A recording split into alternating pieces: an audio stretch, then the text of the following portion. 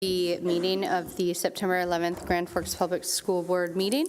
Our first order of business is the Pledge of Allegiance, and the flags are over on this wall. I pledge allegiance to the flag of the United States of America and to the republic for which it stands, one nation, under God, indivisible, with liberty and justice for all.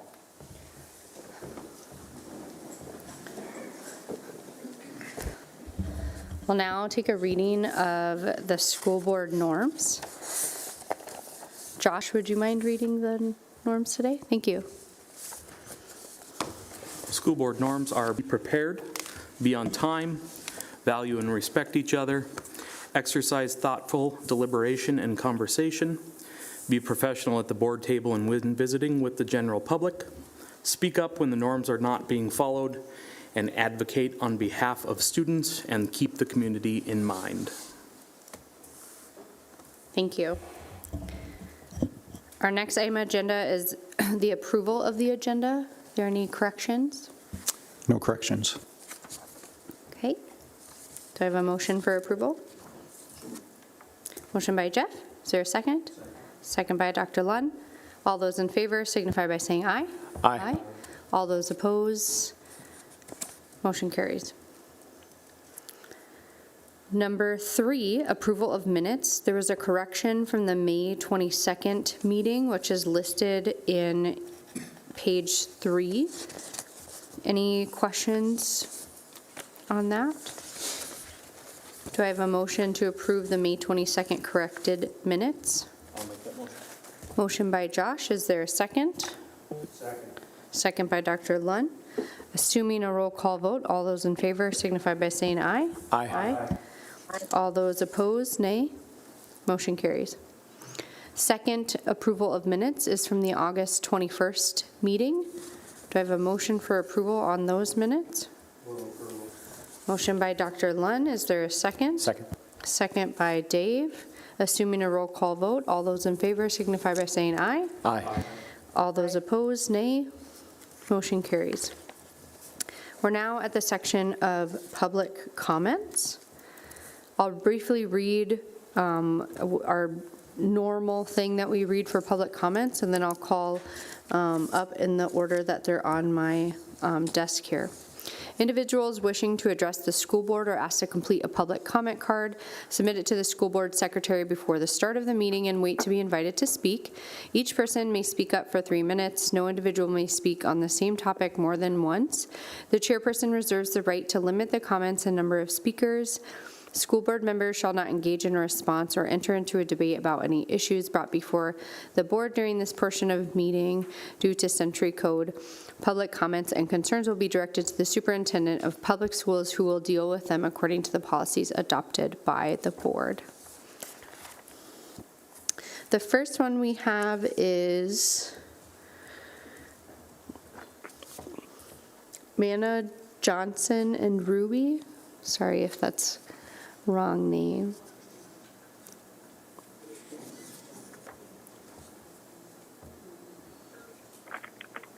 Do they wait till the summer school presentation? We're accepting public comments at this time. Okay.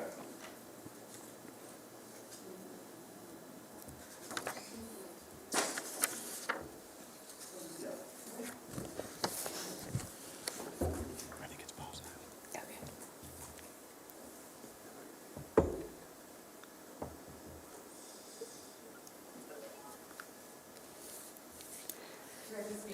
Yes, and you just hit the little yellow button there. All right, I'm Mandy Johnson, and I'm here with my daughter Ruby, and Valley asked us to come out to talk a little bit about the Valley Rise program. First of all, I just want to thank you guys. I know that being on a board sometimes is a little more work than you anticipate, and we certainly appreciate all that you guys do for the Grand Forks community. I also have to give a shout out to Valley. There are more amazing teachers over at Valley that I can even count, and I don't think that a lot of people, that's not always the things that you get to hear. I've got 2 kids at Valley and 1 at Phoenix, and we really feel blessed to be a part of that Valley community. But Ruby did the Valley Rise program this last year, and I mean, it was a really, really great opportunity. Ruby loved it because of all the middle school skills she learned. They did races to see who could get the combination lock open the quickest. You learned your way around the school so that you kind of knew where you're going to be going. You got to meet lots of teachers, so she already had some relationships and some comfort there. As a mom, what I really appreciated is some help with combating that summer slide. They got to do, reading and math. That was really reassuring going into middle school. And I love that they did it in a creative way. They read a book of historic fiction. The kids wrote some letters. So the local Indian restaurant came and brought out food that they got to experience together. They did some cooking together. And so it was this great way of learning and talking about new cultures and kindness and all of these things that we need going into middle school. So when Ruby started, well, the week before, I can tell you, we got lots of good sleep. We didn't have like so many jitters that it was negatively affecting our family life. We were ready. The morning we got ready for Valley, Ruby said she was 75% excited and 25% nervous. And I thought that was a real win. And now she's barely been there. She's having a good time. And she already got her first Valley Pride card. So we got a little postcard that came home, said she was off to a great start. And I think that a lot of that was that Valley Rise program, getting her comfort. She could just absolutely hit the ground running, and she was really excited. So what did I leave out? What do you want to add? Do you want to tell them what you think about Valley or Valley Rise? What was your favorite part of Valley Rise? Tell them that. The combination locks. The combination locks? Maybe because that's what you were the most nervous about, huh? No. No? You just thought the games were fun? Yeah. So, it was great for us. I know it was great for other families. We went back to Phoenix to talk to Ruby's 5th grade teacher to give them some feedback. So if it's something you guys continue to offer in the future, if people had questions or to kind of encourage it. But thanks so much. We sure appreciated it. All right.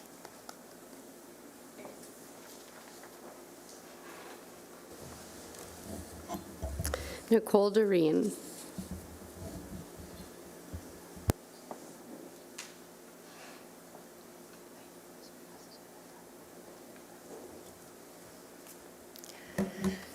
Hello, members of the school board. Thank you so much for giving me the chance to speak today.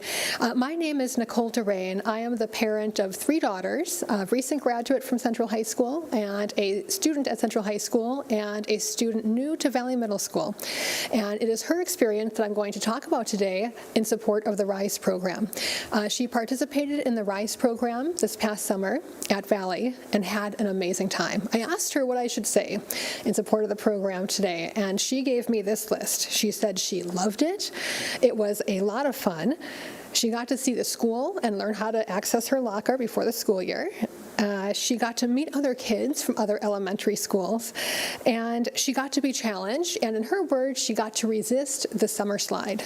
So from my perspective as a parent, I feel that the program was immensely beneficial to her social, emotional, and academic growth over the summer.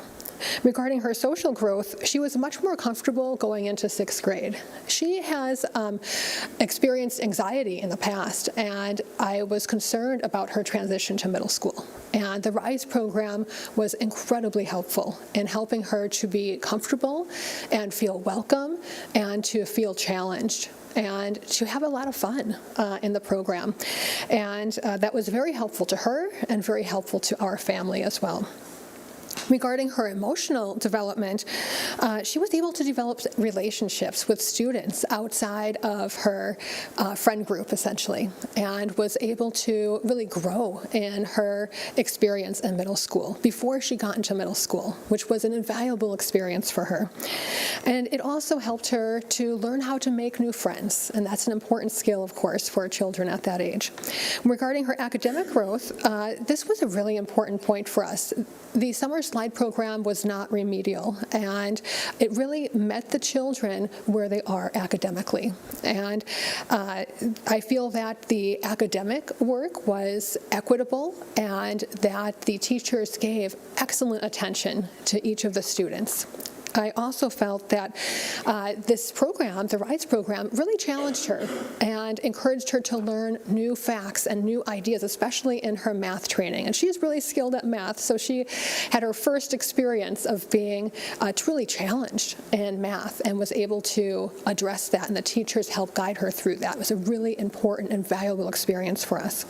Now, as I mentioned, I'm the parent of 3 children, and so I had Adrian is my youngest. My daughter Adrian was in the RISE program. She's my youngest, so I've seen my other children transition into Valley Middle School. And I wish that they had that opportunity to experience the RISE program. I feel that in the transition from middle school to high school, children have that experience through the summer school experience. But through the RISE program, it really gives students that opportunity to interact with teachers and friends and grow and really be ready for their experience. So I thank you for your support of the RISE program and encourage you to continue that support. Thank you.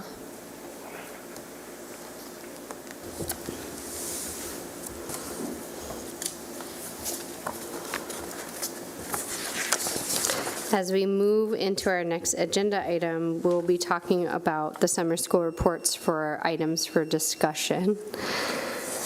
The first, let's see here. The first one, I think, is elementary school programming.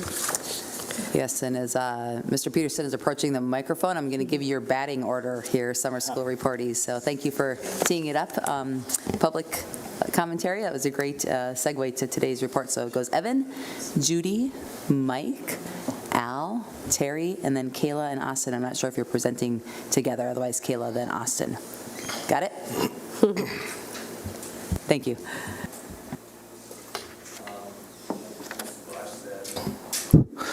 I'm Evan Peterson. I'm a current dean at Valley Middle School, and I took over as elementary summer school director this last summer. The first thing I'd like to say, I'd like to thank Kevin Onstead. He served, I believe, 11 years. He was incredible working with me on transitioning from his role to my role. We spent many mornings talking about summer school, many conversations during the day on working with summer school. I'd also like to thank Deb Koopman, Jake Perper, Nicole Crafting, and Amy Barch. Nicole and Amy obviously worked with the curriculum, getting the curriculum out to everybody. And then Deb Koopman and Jake Perper working with attendance and the state, teaching me how to do that with Kevin and learning that. That was incredible. And then lastly, our teachers. We had many teachers that left their school building to work at a different building where there was needed. They didn't have to do it. They could have said, no, I want to stay at their building that they worked the school year. They were very helpful, and it made staffing a lot easier with them being willing to go to a building that was more populated than the others. Some things that I'd like to improve that I hope to visit with Mr. Bakke about come this school year is obviously busing. We had Dietrich still as our busing. We had probably 15 kids on average that were going to be bused from one building to the other. So we were at Lewis and Clark students were going to be bused to Phoenix. Ben Franklin students are going to be bused to Century. Viking to Kelly, and then Winship to Wilder. Lewis and Clark and Wilder were because of enrollment. Ben Franklin and Viking were bused because of construction that was going on in their building. So we wanted to offer those students a ride to their new building that they'd be at this summer. Unfortunately, the buses weren't on time, and parents just thought it was easier if I'm bringing my student to this school, why wouldn't I just bring them directly to their new school this summer? So I'd like to focus on getting busing going a little bit better this year. Hopefully with Valley Busing we can make some improvements there. Some things that really went well with summer school, we brought on more TOSA positions, so we had a teacher on special assignment. They served as the acting principal or the acting admin while our principals went on their summer break. So we had TOSAs at Century, Lake Agassiz, Kelly, and then I was at Phoenix the entire time. Ideally, next year, I'd like to have somebody at every building, so we have some sort of leadership at the building to help with attendance, help with our busing issues, and then helping with some behaviors. So we're not going from a different building, and by the time we get there, the behavior might be settled or whatever is needed might be completed. So that's one thing I'd like to focus on, is to maybe get more TOSA's leadership role into every building while the principals are on their deserved time off as well. The good thing about this year, we are at the highest number of enrollment that we've had since we started tracking data. I believe 10 to 12 years ago. We are up 500 kids from when COVID really took everything down in 2020. Our building for each school was in positive numbers. Like Legacy was down 1 student. But that was probably the highlight of the year, was seeing our enrollment increase at every building for the most part. Is a very positive thing. But with that, you add more staff, paras, special ed, and then our TOSA positions that went with that. Intro to kindergarten took a little bit of a hit. We lost some students from the Ben Franklin and the Viking schools because we kind of feel that they weren't at their home building. The idea of intro to kindergarten is to get the kindergartners used to the building, teach them how to be a kindergartner, let them see where they're at, where the lunchroom is, where they line up, where the bathrooms are, kind of expose them to the building before 1st through 5th grade also shows up. So ideally we'd like to get those numbers back up. Those took a hit, but our summer school session took more of an increase. So we saw overall increase in all of our buildings. So that's about all I got. If anyone has any questions, I'll try and answer my best. Any questions for Mr. Peterson? Go ahead. I appreciate you sharing those comments with us. Thank you so much. Intro to kindergarten, is there a cutoff date or time that you can't enroll a child? So intro to kindergarten was tricky.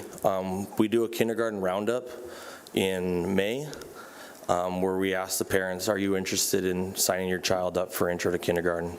But then intro to kindergarten doesn't actually start until the end or the beginning of August, end of July. So there is a big gap there. One thing I'd like to work on with Mr. Bakke is the communication with the families. We're not getting anything in Power School really. It's more so written documents that our secretaries are doing in the offices. So if we can somehow work with the state on getting more documentation with that, we have a big gap on where we can sign up. Kids are still moving and maybe coming into town, and they don't have that opportunity to sign up. So technically, yes, there was a sign-up period that ended in May.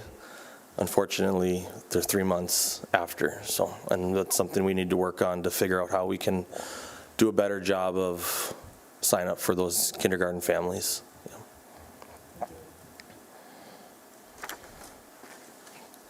I'll just share some observational feedback from the moms pages of the social media world.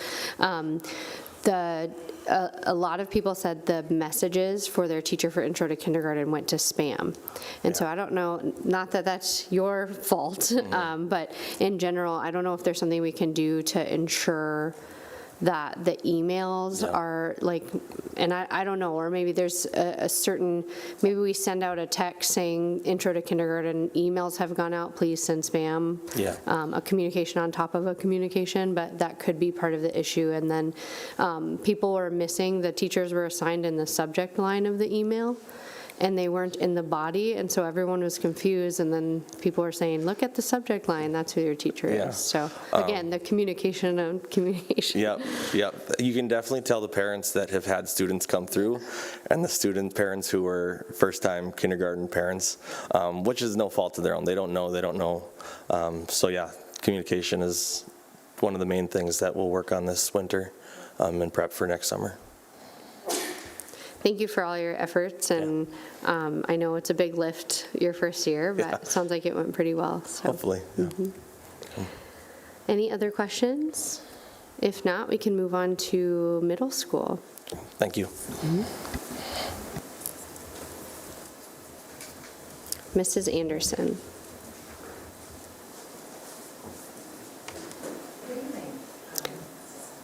There you go. Just hit the yellow button there. There you go. Good evening. My name is Judy Anderson. This is my second year of being the director of middle school summer school.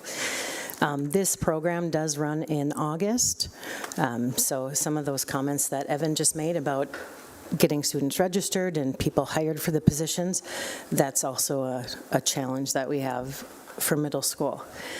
This year, we were able to add Twining as a site. I know that was a question last year, why can't, we're not going to bring our kids into town, so this was to make things easier, so they offered reading and math at all 4 middle schools in Grand Forks. South Middle School also hosted the EL program. Thanks to Carrie Wiltsey out there, she was enrolling new Americans to school and in summer school, and was able to modify all of the content and the curriculum that we had for those students, so that was awesome out there. We were able to hire a special ed strategist at each location to help with student behavior plans. Some students had compensatory minutes to serve, and to help with just helping students overall.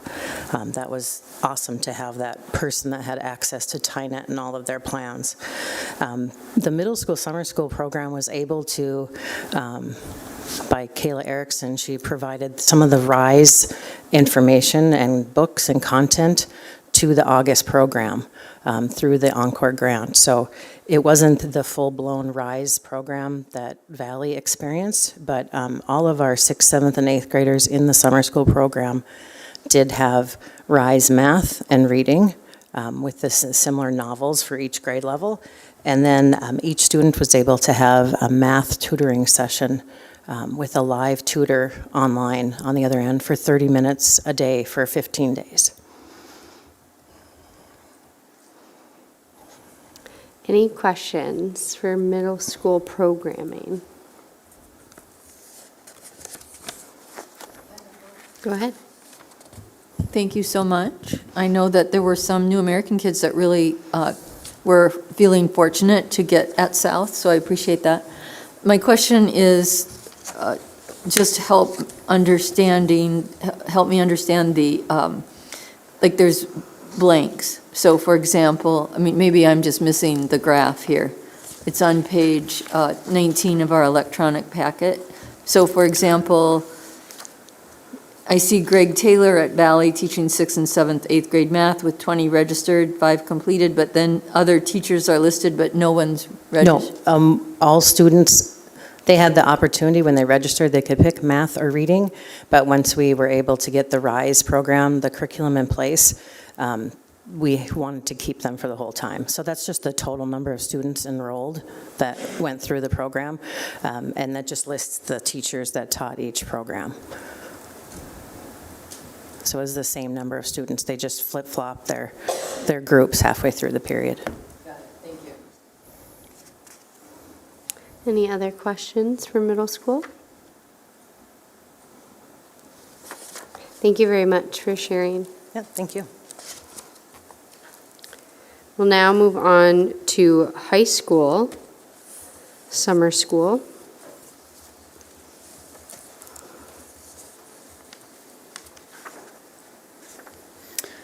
Good evening, everybody. Mike Wilbur, Associate Principal at Central High School, and this is our co-director, Mr. Jay Hepperly, who works at Red River High School as an Associate Principal. Jay and I had the privilege of splitting the duties this summer in preparation for the high school session, and it was really nice having the additional help, especially with being able to manage the kids in his building with specific requests that they were making for the summer school program. Just as a reminder to all of you guys, for the high school summer school program, we basically have 2 camps. We have individuals who are taking it for remediation, retaking a class, and then we have other students that are basically taking it to get ahead so they can free up their schedule for electives and things like that. For just some logistic pieces, we went from Monday, June 5th through Wednesday, July 12th, and students were able to take 2 half-credit classes or 1 full-credit class. When we started planning for the summer school session, we had about 730 students that had initially enrolled. Once we got up and running over the course of the session, there were about 72 students that were dropped because they didn't adhere to the attendance policy. In half credit classes, you can miss 5 hours. In full credit classes, you can miss a total of 10 hours. At the end of the day, when all the dust settled, we issued 628 half credits. And what I'm most proud of, and this is a big testament to our paras and our teachers, is once again, for the second consecutive year, we only had one student who attended from the beginning to the end that didn't earn the half credit or credit that they were in the mix for, so that was a great thing. Did some number crunching, and I don't know if this gets too far into the weeds, but there was the negotiated agreement that was happening, and then ultimately came to fruition for certified and classified and administrators and district personnel, and looking at programmatically, there was a significant change in how we paid people in the summer school scale. Our scale used to cap out at, I think it was $30 an hour, and then the change was it was the teacher's hourly rate. And so I was just curious, in being in my position, how does that affect us programmatically? Are we going to be able to continue business as usual? And so I did some research and put that in the report for you guys. I don't know if you're interested in looking at it or not, but I thought it was kind of interesting. When I talked to the finance person at DPI, we get reimbursed roughly $798 per half credit that we issue. And if you do the math with the 628 half credits that we issued, it was about $501,000 worth of revenue. And then I did some calculations on what our expenditures were in terms of our certified staff and then our classified staff as well. And we do have a cushion to kind of to make that adjustment, I guess is a short way of saying that, which is nice to see.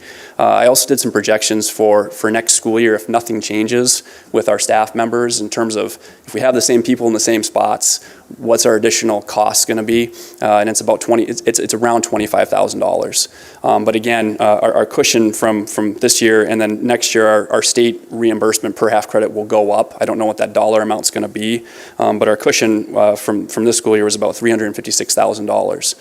So it's nice to just know that. And I don't know if that was known across the district, and I don't know if this is the appropriate venue to push that out. But that was just something. This is my 4th year as being a director, and never really understood completely the whole financial picture. I would hire based on how many kids we had in a section, right, or how many IEP kids we had in a section. So having a little bit better understanding of the financials, I think, is beneficial maybe for the entire district. So hopefully that's okay to share that with you guys at this point in time.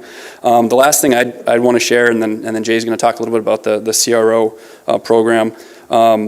We also have some new legislation that came out this last year with North Dakota Center for Distance Ed classes, where districts are helping finance that essentially. And it'll be interesting, and I have to talk to Ms. Glatch a little bit more in detail on that, but it'll be interesting to see how that affects our summer school numbers. We do our summer school programming in a 5-week increment, and it's pretty intense, right? We start early in the morning and we're done, by about 12:25 each day. With the NDCD, there's a lot more flexibility, right? You get 20 weeks to kind of finish your course, and so those are some things that we're going to have to look at this fall in terms of how we roll that out, I guess, in the spring and how that all plays itself out. So so that's my portion. Mr. Hepley is going to talk a little bit about the CRO portion, the credit recovery option.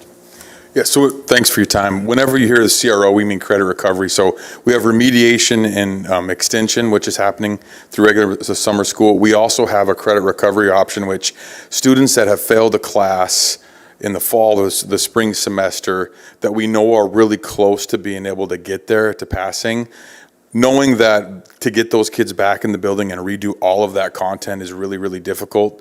It obviously shows it's difficult to get that kid back and redo it all to get a better grade. So they may have mastered quite a bit of it, but they really struggled with some of it, and therefore they weren't able to pass. So really what that credit recovery option is we identified a percentage range from 55 to 63, that if we could get these kids again and get them to redo content that's based on the standards of that class in an online format with support and guided support from staff members at the Mentor Center, we had a lot better chance of getting success for those kids. So a student that was in the credit recovery option was between a 55 and 63. They were enrolled in a class through Edmentum, a unit of class. It was the final unit of that class in that core area. Once they took that and they passed it with an appropriate percentage, they were given a 64% in that class. So it really is super helpful when we talk about, especially at the high school level, planning for the next year. If you have 60 or 70 classes worth of kids that you're trying to figure out ways to get them back in that aren't planned for because the fail date didn't actually happen until the last day of school, this is a great way, if kids are willing to engage in it, to give them that opportunity. So just sort of by the numbers, for half credits, at Grand Forks Central was 50 half credits were earned. That was a correction from that may have been in the report, but that's 50 half credits that were earned from Grand Forks Central. Last year, that was 35. So that's a great thing to see kids engaging in that, helping themselves out that way. At Red River, there were 60 half credits, which is an increase from 24 the year before. And what we really did was we had the Mentor Center help us once those students were out of the building. We did it for the first couple weeks, or the last couple weeks of school, where we were meeting with them, trying to make sure they were there with us, got them enrolled, got them the right things, got them started so we could keep that ball rolling. The Mentor Center helped students that we couldn't get re-engaged in it, reaching out to parents, making sure they were aware of the options and all that thing, those things. So it was a great thing, in my opinion, doing summer school in a couple different districts now throughout the state. It's a great thing to be able to isolate kids that we know can almost get there, and then providing an opportunity for them to redo something for a more satisfactory score and be able to award that credit was a very positive thing, in my opinion. So any questions on summer school in general for Mike or myself, would be happy to answer. First of all, thank you for supporting students and providing pathways. Just curious, we see these increases in terms of credits recovered. As a percentage or just a narrative about how many of these families who are contacted are taking this option? I mean, is it in this 55 to 63%? Is it nearly all? Is it half? Is it some? Does that make sense? Yep. So I think what I could say from the numbers, especially at Red River, was some of these students were contacted for several classes. And it wasn't abnormal for us to get them for one, but we may not have got the other two. So I wouldn't be able to tell you a definite number, but for me, looking at the list of kids that we had to reschedule, that was a fairly small number that was easy for us to grab and figure out how to make these half dozen schedules work compared to looking at 60. So. Other questions for high school elementary or high school summer school? Thank you very much for providing those pathways. SPA is up. Ms. Peterson.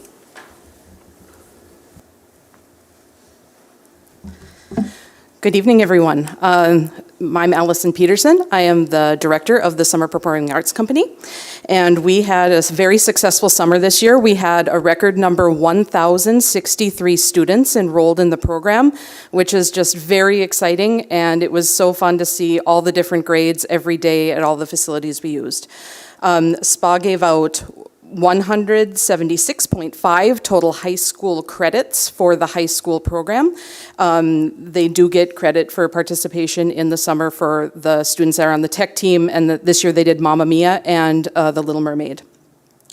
All in all, there were 790 hours of arts programming from pre-K all the way up through, some of our MySpa students are in the adult transition program, so we say pre-K through 12 plus, and that's what the 12 plus is.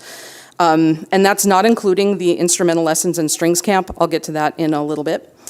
We did have a record request for scholarships. Record enrollment means record request for financial aid.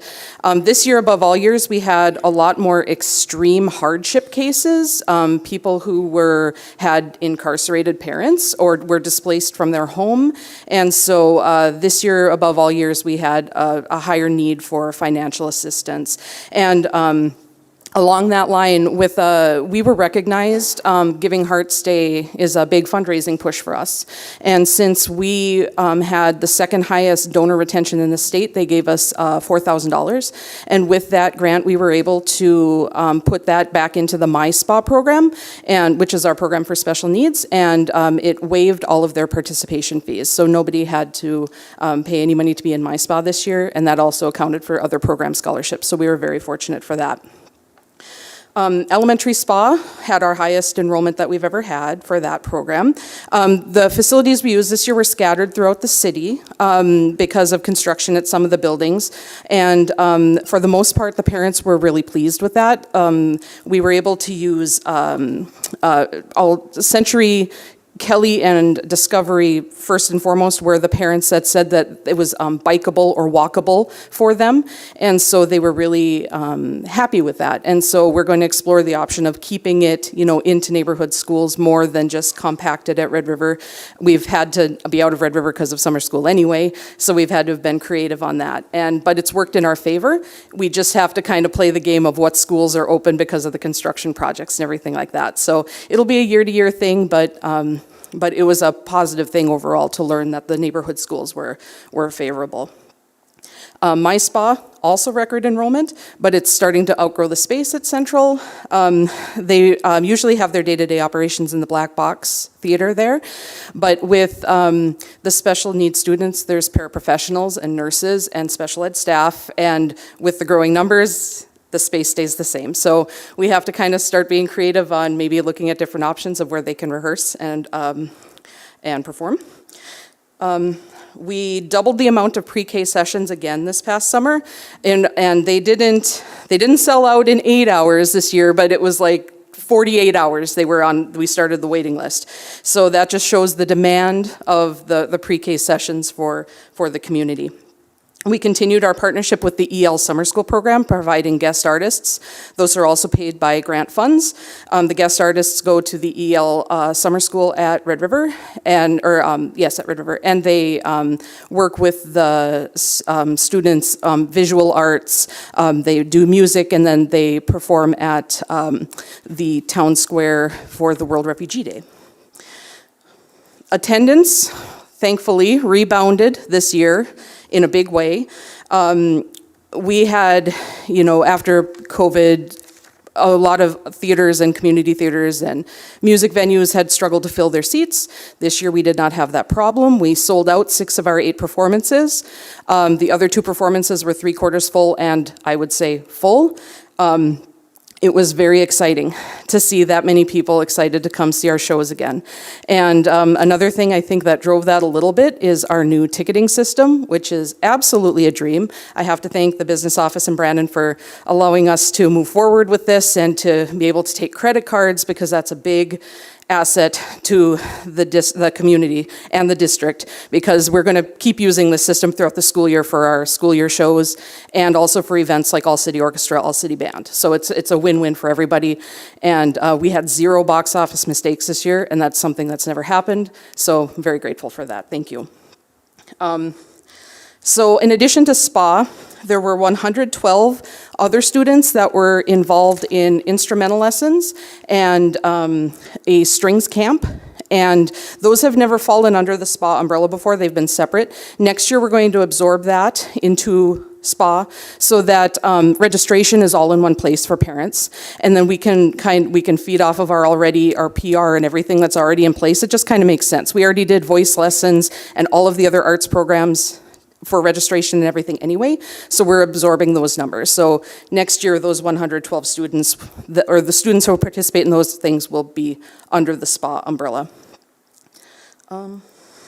So that brings it up to, if you think about, there's over almost 1,200 students that wanted to take arts opportunities this summer, and I think that just illustrates the need of the community, and I'm very happy that we have a district and a community that supports the arts. On another note, Mike kind of touched on this, but SPA's major expense is staffing. 86% of our budget is staffing. After COVID, we lost 15 members of our staff to COVID, or not to COVID, oh my goodness. Nope, no.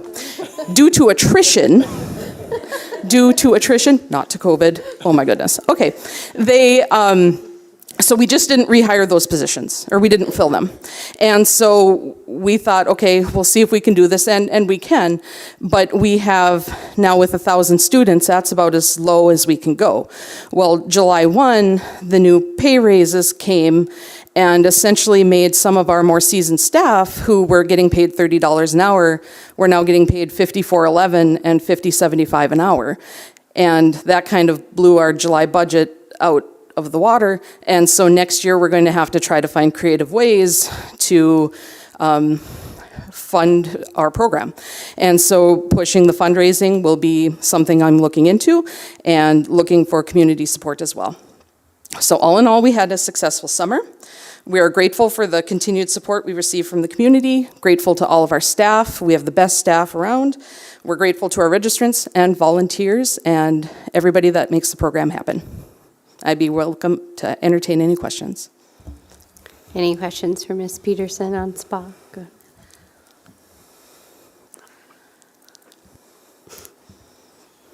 You guys shut me off completely, I thought, so. Just a comment, I mean, SPA is one of our shining stars. We have a lot of shining stars in this community, but it's one of them. So we have to go after this fundraising aggressively because it's a shining star and there's no reason why our SPA program should suffer at all. We just somehow have to do it. Not necessarily as a board, but I mean, as a community, so. Completely agree, and I will work as hard as I can to do that. Other questions? I think every year you should release the next year's performances at this meeting. So we're all on pins and needles. Way back in the day, that's what they did. They announced the next year's shows at the last show of the, it's like, ooh, there's a lot of things that can happen between now and then. So we'll just kind of hold off on that. Okay. Thank you. We'll now hear about driver's ed. Mr. Bohan. I think I'm on, yes.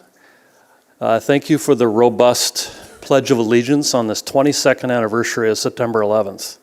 I felt it in the room, and it was a good one, 22 years ago. Amazes me. Terry Bohan, Principal, Community High School, Director of Driver's Ed. We had 252 students participating in driver's ed this year. That was a decline in from our last year. Many of those students are 8th and 9th grade students. A phenomenon that happened this year with our 250 or so students, we had a lot of very good drivers.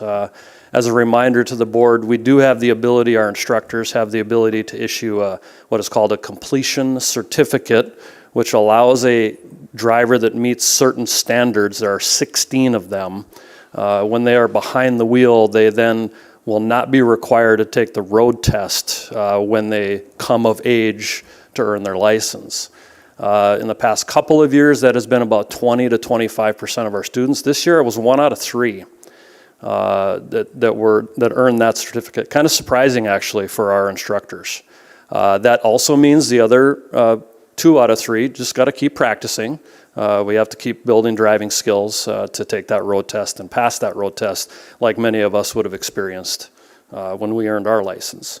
Driver's ed happens because of Rydell Motors, Grand Forks Subaru, the vehicles they generously provide to us through rental agreement. Continues to be a very strong partnership. We couldn't do it without them, nor could we do it without the 16 instructors that have a unique skill set in teaching and learning. And appreciate all of our instructors, including a couple of new ones, and we're working on getting a couple of more new ones. Last but not least, on the heels of Mr. Wilbur and Mr. Hepperly, and also Allison, Ms. Peterson talking about foundation aid, I would just remind the board that driver's ed collects foundation aid as well. It is a quarter credit. It is not a half credit. So when we say 252 students, it is in quarter credit units, which is what driver's ed is measured in. That is all I have, unless there are questions the board has for me.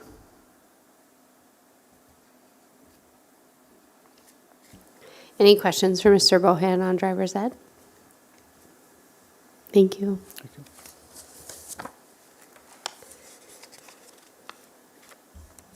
Okay, now we have Kayla Erickson with Encore and Valley Rise Encore and Intro to Kindergarten Encore.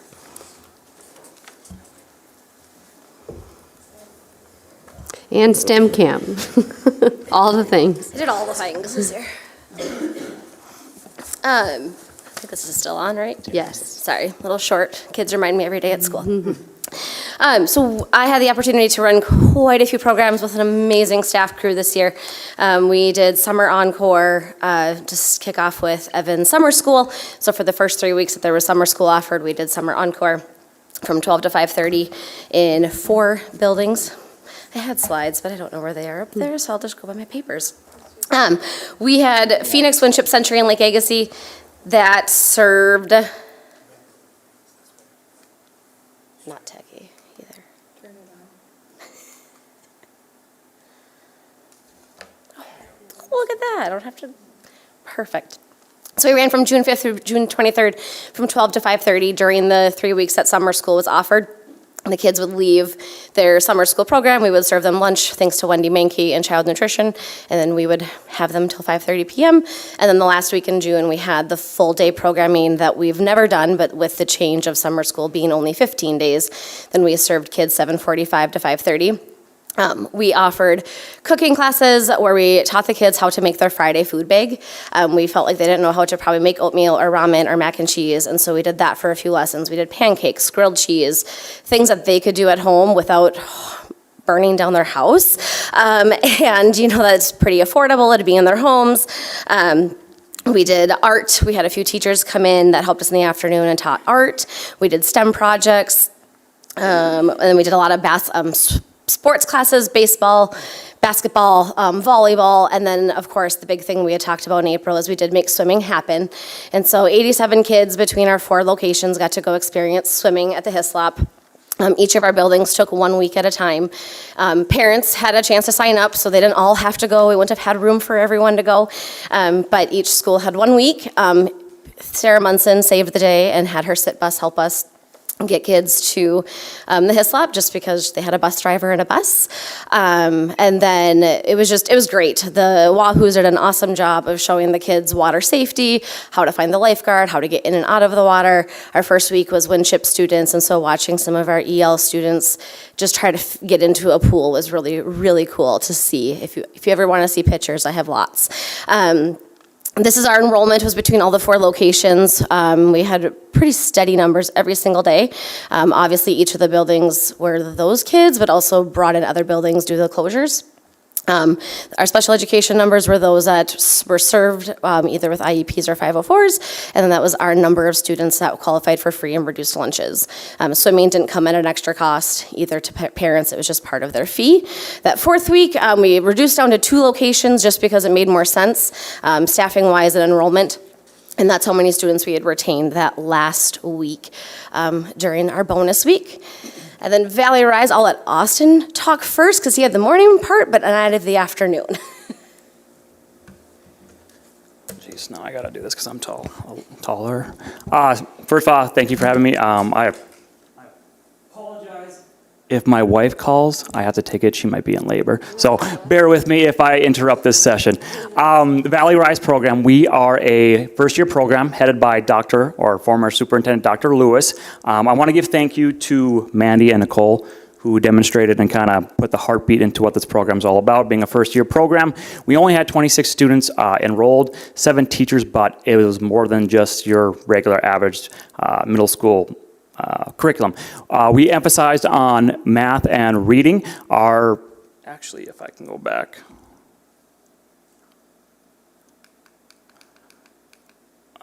I'll just tell you, our scores increased 81% in ELA and 85% in math. So we had a pre-test and a post-test. So out of those 26 students, only 22 were able to finish both tests because you had to be there for the first week in order to do both. Now, I brought Mr. Nick Peterson here. He's kind of I would say the leader of our program. He introduced what we called the day with House of Punjab. So we had an opportunity to have House of Punjab here. But I think the big picture is what Mandy and Nicole expressed is the opportunity for growth, process, and kind of thinking. The curriculum is about math and reading, yes, but more importantly, it's about understanding the why. The why of thinking, the why of process, and the why we are doing what we are doing in these classes. We are asking a lot of 5th and 6th graders to think like that, but it's also an introduction of what we want middle school to look like. When we think of these, our students that were in this program, these are incoming 5th graders and current 6th graders. So we aren't talking about 8th graders going into ninth grade. We aren't talking about seventh graders who have been already in the middle school. We are talking about students who have just completed 1 year and students who do not know what middle school is all about. So when you think of RISE, don't just think of ELA or math. Think of it as an introduction of everything that was discussed between Mandy and Nicole, and an array of encore, opportunity, and just what you can do at the middle school level. Now, I might have rambled, I might have jumped from place to place, but that's kind of what RISE is all about. Mr. Peterson is going to kind of give you an in-depth look of what happened in the classroom.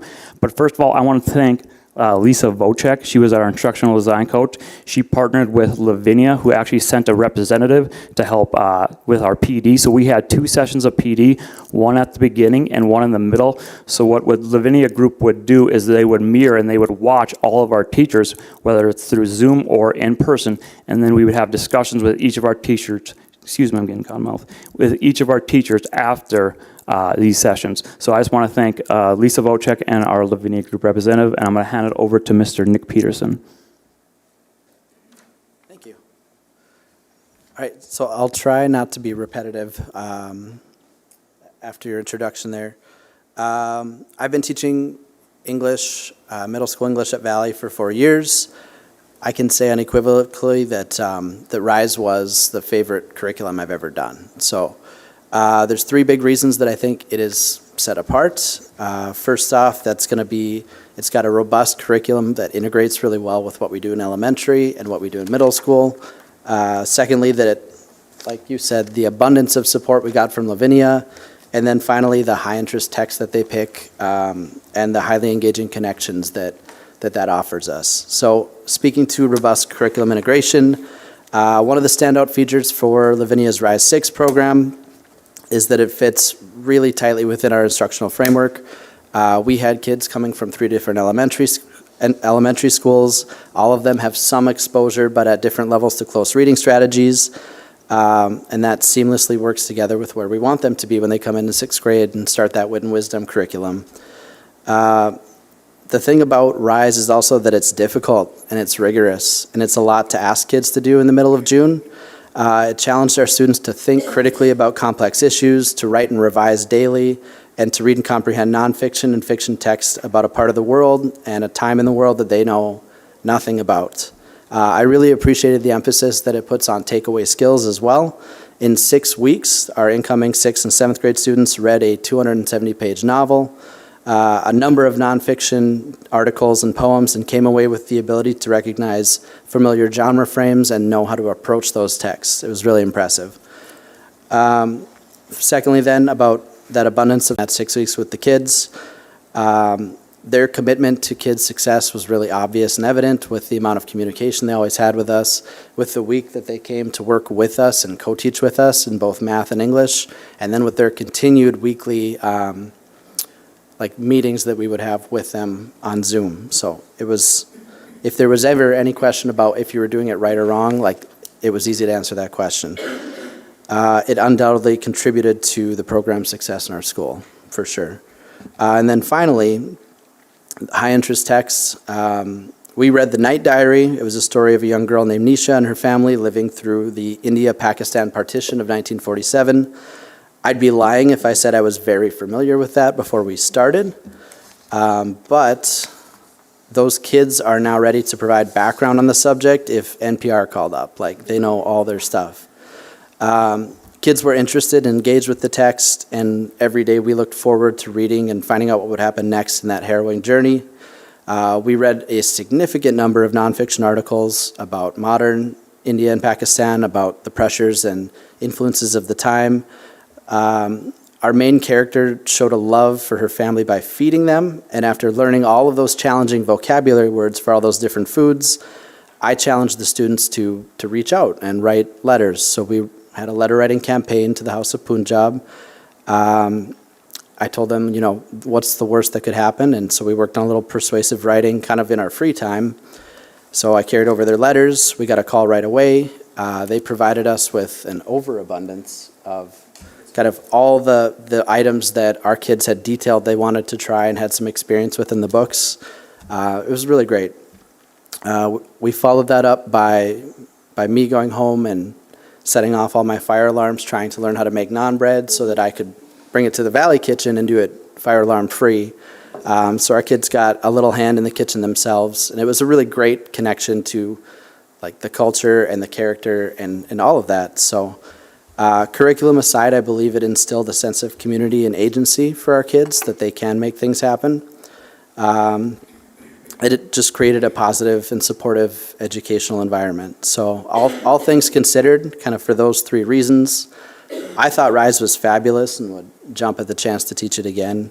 It's got a robust curriculum, unparalleled support from Lavinia, and those high-interest materials and opportunities to make community connections. So if that's something that expanded and grew, I could see that being really beneficial, not just in that transition piece from 5th to 6th grade, but also for our 7th and 8th graders. So thank you for your time.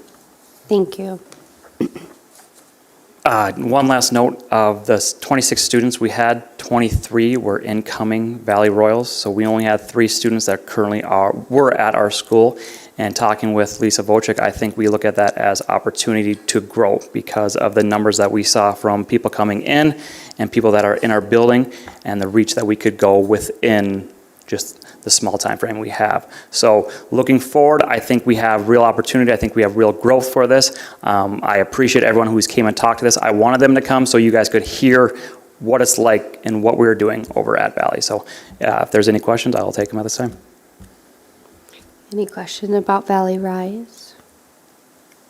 Go ahead. I don't have a question, I have a comment. I was able to pop in just very, very briefly, but I was in an English class, and everything that I saw in the 20 minutes only that I was there was just really engaged students and asking tough questions about the book. And so it was really, there weren't any students that weren't engaged. And it was this was a small class, but really appreciated that opportunity. We had 4 classrooms, so 2 math, 2 ELA, and they were probably broken down into 8 students per class. So when we did have bad days, it would be kind of a class of 4, but we made it work. So we had that Socratic discussion, and it made for a lot of people getting out of their comfort zone. So, and this led to more opportunity for students to speak and, do more. So those small room classes did have a great effect with our program. Thank you very much. We'll move on to STEM camp. I'll continue with his RISE, but we also did our RISE. Oh, okay. So we kept the kids in the school till 3 o'clock with Encore. RISE was paid for out of an extra $60,000 21st Century grant that I had applied for. And so, but we kept then 18 kids with us after school doing projects with them. So they again had lunch after their RISE and stayed with us for our version of Valley Encore RISE. And then STEM camp, obviously you'll get a much bigger report from Goshen once they do our results.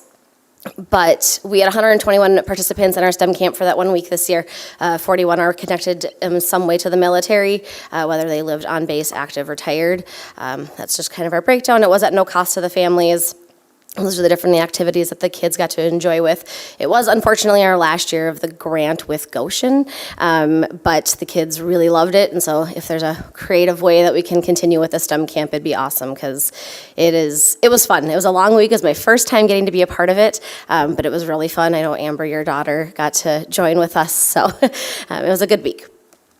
And then our last program we did was Summer Encore with Intro to K. Again, we did 2 weeks of an afternoon program, 1 week of a full day, similar to summer school. It's just like Evan had mentioned, enrollment was really low. We did registration in June. We did have some families that joined us but didn't sign up for Intro to K.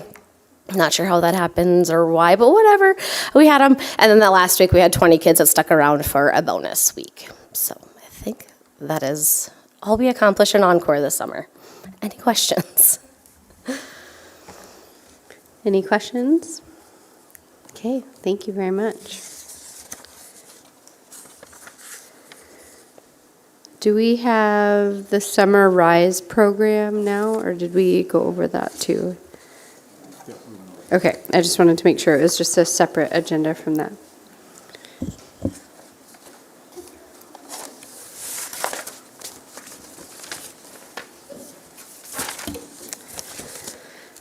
Okay, now we will move on to the Public School on Military Installations Grant update. Thank you, Madam President. It starts on page 36 of your electronic packet, and I want to welcome to the podium my colleagues this evening, Janelle Regenbald and Tanya Schleicher. I think most of you are familiar with both of them. Tanya did outstanding work with us as a former colleague in the district as our district grant writer. All things millions of dollars coming into Grand Forks, we can credit Tanya for that. Janelle Regenbald has helped us in numerous ways. Her first partnership with us was with the Career Impact Academy, as she was the lead facilitator in keeping all committees moving, timelines moving, fundraising moving, and did such an outstanding job with that when this March 9th email came to me as a bit of a surprise from the Department of Defense, the OLDCC, and knowing that there was a potential to be building a third building, Valley Middle School Career Impact Academy, in a new Twining Middle School, I reached out to Janelle right away and asked her what her availability was. So we were able to meet, and she has been the lead, really keeping everything moving. So you can well imagine with 3 prospective building projects. I shared with my wife last week that it's anywhere between 10 and 12 hours of meetings each week with those 3. And that's not just me, it's people sitting around the table. And that's just sort of on top of, what happens day to day around here as well. So these 2 have been just fantastic colleagues to work through this. So I'm going to go ahead and start with just providing a broad overview of some of the slides that are in front of you. And it's a little bit clunky because they're controlling the slides, but I have notes on my laptop. So anyway, if we could, this would be the overall framework for what a proposal entails in getting it to the Department of Defense, otherwise known as the OLDCC, which is an extension of the Department of Defense. And so basically what this is all about is public schools on military installations having an opportunity, when identified as needing refurbishment or replacement, to go ahead and move forward with some sort of a proposal. And so, when we talk about marathons, we talk about pace. This is the first marathon I've been involved in where you had to sprint at the beginning. And the sprint has been over the course of March, April, May, June, July, August, and now getting us to a September proposal to send to Washington, D.C. So that's a bit of the backdrop. President Shepard is here from District 140. She's been right in the middle of a lot of the conversations and the planning and different committees, and has been a convener of one of the committees as well. And I'm probably getting ahead of myself, which isn't unusual, to have an outline that I don't follow. So here we go. Let's go to the next slide, please. So go ahead, Tanya, you're going to take this slide. Yes. And then I'm going to take the rest. Go ahead. Wonderful, thank you. So as Dr. Brenner had mentioned, in March we got an email stating that we had been invited to go to a meeting in May in Virginia. So Dr. Brenner, Colonel Castor, Board President Michelle Shepard, and myself went to Virginia and had the opportunity to learn about this program. And during that time, they gave us just the details of the things that were going to happen within this proposal. It's not a competitive grant, it's a proposal based off of the Facility Condition Assessment report that was done in 2017 and then published in 2018. So during that time, we learned all of the opportunities in front of us with this proposal. At this meeting, they also detailed how we were going to be able to use this funding that was in front of us. Basically, they told us we have to use this funding to correct the deficiencies that were identified in our building report from 2018. And there were some significant deficiencies. It also let us know that we have to build our building or do our renovations to like buildings within our community. It has to meet local and state standards. So we can't build way above and we can't build way below. So that was something else we had learned during that time. Additionally, we also learned that this funding that is available to us comes with a 20% match that is done by the district. So we need to partner with the OLDCC. They'll do 80%, we're going to do 20% of that cost. And the big interesting piece when we got out there that we learned is that these buildings, They want them built to be LEED Silver and working towards that net zero emissions. And also, the big key was that these buildings really needed to be presented as a 30-year fix. So it wasn't just fixing an air conditioning unit, it needed to expand that time frame for at least 30 years. So I'm going to hand this back to Dr. Brenner to review kind of what got us to the point of being on the list to be invited to participate. Thank you, Tanya. It's worth mentioning that the availability of federal dollars that cannot be sequestered by Congress totals $650 million. And there would be 10 schools, maybe 12, but 10 that we know of for sure, who are at the workshop or orientation with us would have access. And as Tanya said, it's not competitive, it's not who gets more, it's put together a good proposal, and if you can demonstrate the 20% match, it's highly likely that it's going to be funded. So Twining School, for a lot of years we've known was in need of repair, was in need of some excess dollars to do some work at Twining, but the facility or building funds that used to come with impact aid or attached to impact aid, that they basically disappeared several years ago. So the only money that flows into District 140 would be impact aid. And impact aid is used for tuition, it's used for staffing, and most of it is chewed up through those means. So what we know is we are one of 10 schools that are in very good position as long as we do our homework and do it well and involve a number of stakeholders across the community. I think our chances are pretty darn good of seeing a new building. So that's basically the last slide, but I'm still talking about this slide. So I think it's important to note when we did our facility study internally as well, not only did the feds identify Twining as being in need of refurbishment or replacement, but Twining would be the number 2 school on our list between both school districts that is in need of major repair. Next slide, please. So I wouldn't worry too much about the grade that you see on the right, because people look at that and they're going to think we're talking about academics, and we're not. We're talking about facilities at this point. So this is basically a functional adequacy review by the team who came in and took a look at Twining. And basically a building that was constructed in or about 1960, opened in 61, has the same HVAC system, has the same electrical outlets, isn't really positioned well for the technology that we need, doesn't have the learning spaces that we'd be looking at for 21st and 22nd century type of learning. So you can see up there, rather than me reading through all of those, there are some deficiencies, but there are also some celebrations as well, because I happen to be a principal at both Eielson and Twining during the 2004-2005 year, and that was, I think, 1 year after we did the addition at Twining, where we have a beautiful facility attached to Twining on the west end, a beautiful, I call it a brand new gym. It's 20 years old now, but it does have locker rooms, it's a nice gym, full-size 90-foot gym floor, wood floor, et cetera, and it does have a multi-purpose room. So we graded out well on that part of the building. We just didn't grade out well everywhere else. Next slide, please. Next, what you see in front of you is some of the pieces that we do have in place. They're either adequate or inadequate, and so I don't really want to spend too much time on these kind of slides, but I want to spend more time on maybe demonstrating some pictures and then getting to our end result. So next slide, please. This too just continues to show where we have some, let's see, you're on that slide, okay. I was behind on my laptop. So I already talked about air conditioning, plumbing, a lot of the same fixtures in the building being back to 1961. Common learning areas, see, I got ahead of myself. I talked about all these already, except lacking playground equipment. That would be in addition to my earlier comments. Next slide, please. We'll just show you some of the pictures that we showed federal employees when we were out in Alexandria, Virginia.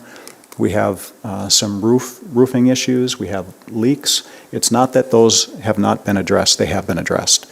The leak in that office area, that just happened about a week to 2 weeks before we went out to the East Coast. And you can see some snow accumulation inside the building, frost inside the building. Next slide, please. I'll try to keep up here. Oops. Yeah, let's go back to the hallways. We have to use our hallway spaces for cubbies or lockers. We have some of I'm not going to call it the original carpet, but Some of that carpet was there when I was a principal, and that's almost 20 years ago. Next slide, please.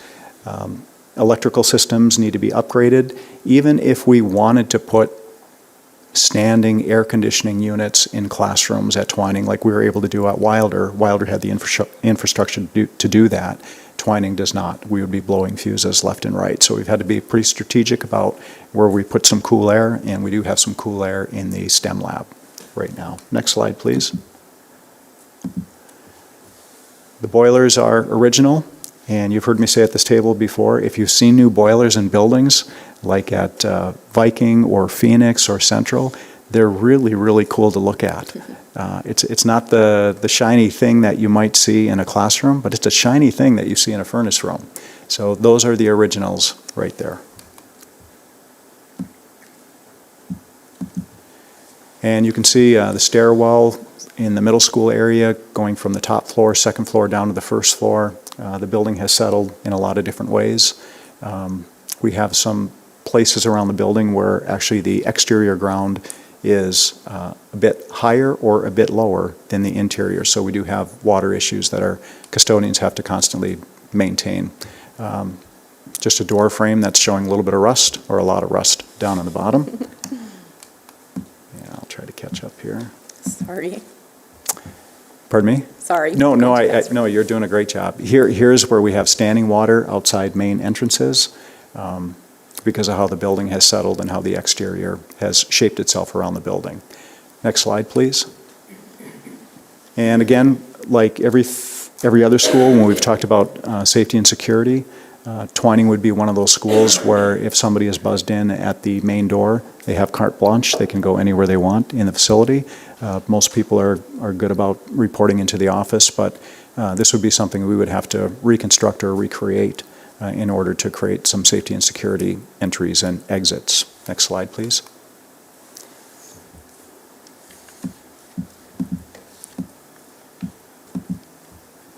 So the next steps, if you want to go ahead and advance forward, there are a couple of different options. And I will say that when we convened a meeting that included local legislators, community ambassadors who are really linked tightly to the Grand Forks Air Force Base, there was a lot of energy and synergy of let's go after a new build yesterday. And we looked at, and that was a path that we were really talking about and going down, but we had to come up with that 20% match. And that was, we were running into, I'll use Brandon's quote, we were running into dead ends. Some people would send us on down this path or this path, call this person, call this agency, get a hold of X, Y, Z in Bismarck. And there was really no one who could say, we will fund that 20% gap. We can guarantee that for you. And in order to submit for a new build, you have to demonstrate that you've got that 20% in your pocket. So we shifted a bit, and let me just talk about what it would cost to renovate. Based on some studies done of that building, to renovate Twining as it stands today would be in that $42 million range.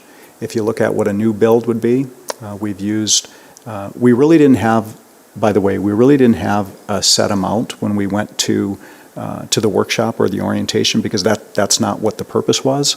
But the question was asked of us, what are you thinking about spending? All I had in my mind at that time was Valley Middle School's $55 million. This will probably be a little bit smaller because of enrollment. So, we were talking about $45 to $55 million. And so people are kind of latching onto that, but I just want to share with this group, that's not going to be the final number. That's a placeholder. So $42 million to renovate or repurpose, $55 to maybe $60 million to build new. But hold on to your hats, because 55 to 60 could be a different number.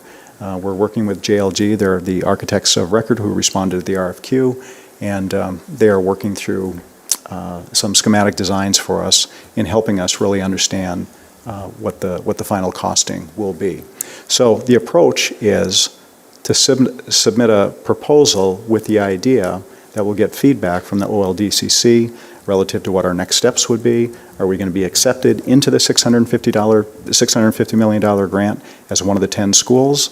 Are they going to tell us, proceed, put together your design, put together all the other information, and come back to us at a future date? That's what we hope will happen. And I'm confident that that is actually going to happen. So Tanya, would you please go to the next slide? These are just, this probably could have been before the other slide, but it is where it is because of how we're going to be submitting some things following their prototypes and their templates. So that's just more of these are the deficiencies of the buildings, and there are a lot of lines there. So let's go to the next slide. So, as indicated already, we are looking at going after a new build. That just makes sense. And I am just really optimistic that we're going to be working closely with our local legislators. I mean, they're all piped in right now. We've got many of them sitting at the table with us as we speak. And because our legislators have been military-friendly, they've been kind to Grand Forks, they've been kind to Minot. Teacher licensure would be one of those things where Michelle was portable coming from out of state into state. They changed the impact aid formula for us. So gradually over 6 years, we're going to get our full lot instead of having a state deduct 75%. Just this last session, Senator Meyer proposed a bill that changed the residency requirements for school board members on the Grand Forks Air Force Base. Not all of them have to reside on base. They can be military connected somehow, they can be retired, or they can be active. So they've done 3 or 4 things that really demonstrate they want this base to be successful. And if you can see the private industry that's working right outside the gate and what they're building and what they're doing and the synergy, we feel like we can be a part of that with this new build as well.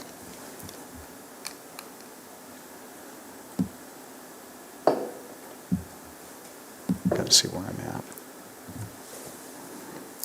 So, one of the things that we've talked about relative to this building is we want to make sure that it represents the past, the present, and the future of the Grand Forks Air Force Base. Harkening back to my discussion about synergy between the base, private industry, and the school. We want to make sure that our students are going to leave with the skills that put them into a really competitive space from middle school to high school, possibly into the workforce, possibly into the military, possibly into higher education. So we're really focusing on technology, we're focusing on STEM and STEAM, and we've seen some examples of what a STEM STEAM school look like on the inside, and it's incredibly exciting to think that our kids and our teachers and our families are going to have access to a building like this. And when I say our families, I'm also talking about everybody who lives on base. We want to make sure that this is the center of community. To go back to an old adage that goes back to about 20 years ago when I was a principal. So we are positioning ourselves to build new rather than to renovate. Next slide, please. So the location of the building, of the new build, will be where Eielson Elementary School presently sits. That building would need to be raised. Part of the application in Phase 2 for the renovation is the grant will only raise one building. It won't raise 2. We're still trying to be creative in how we approach that. But it would make sense for our students to stay in Twining and while we raise Eielson and build a new Twining on that site. So there'd be no educational disruption, pretty much like we're doing at Valley Middle School. And it brings us closer to the main gate as well.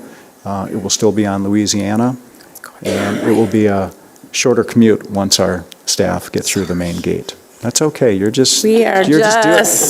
planned this, didn't you, Tanya? Moving right along. So for those of you not familiar with the base, the blue outline is where Carlton Eielson presently sits. And if you just keep going north on Louisiana, that's where Twining is. And I believe it's a half mile between both buildings, if I remember right. Almost a mile. Okay. Maybe that's why I was late for lunch a couple of times, going between the two. So that's a nice aerial depiction of that. And now, next slide.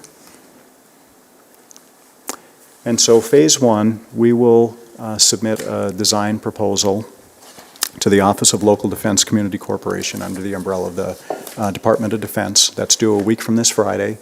We have had subcommittees working fast and furiously, almost daily. As a matter of fact, we had a meeting last Friday, And what popped up on my calendar over the weekend was, oh, we have a 9 to noon meeting today, too, to continue to push forward. So, again, the full design estimate, $55 million. I don't want anybody to be married to that number because I don't believe that will be the number in the end. And so part of that match, just for the design piece is $3 million, so it would be about $600,000 that would come out of District 140. And this proposal will demonstrate the need for a new building versus renovation. And we'll have some time to work on the 20% match. And we can also use this interim session, this interim legislative session, to continue to network with our legislative colleagues around their optimism regarding what they think the state might be able to fund as far as closing the gap. There will likely be a little bit of money out of District 140 that we do have in the general ledger that will be helpful as well, because we probably won't expect the state to pay for everything, but there will be some that could come out of District 140.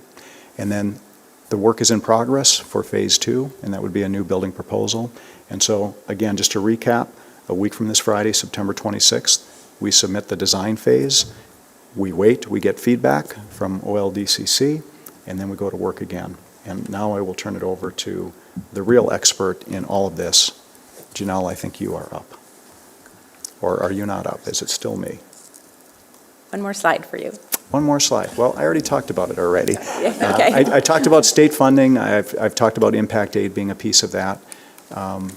And if you just go back a slide. Now, prospective regional partners, all the folks who are into the unmanned aerial vehicles right outside the gate. I can say that Brandon Bombach and I have had one conversation with one of those businesses. I would say there's not a large appetite to write a big check at this time, but we'll continue to work on what some corporate sponsorships might look like. Thank you, Janelle. Great. Thank you for bringing us through those details. Maybe mention one additional thing when we talk about the design phase and what kind of investment may be needed for that match. Yes, we're looking at that $600,000 figure being the match for that design phase, but we would be remiss if we didn't mention to you that there's an additional cost on top of that that will have to be bared out, and that is that in order to do an environmental assessment, those funds need to come from District 140. They can't come from the Air Force Base. They cannot be written into the grant. And we've been told the estimated cost of that process would likely be at least $500,000. So you take that $600,000 plus $500,000, and then probably put a little bit of cushion for some A&E things that could come up. Is we've been floating about that maybe about 1.25 is what would be needed for that match for that first phase in the design phase.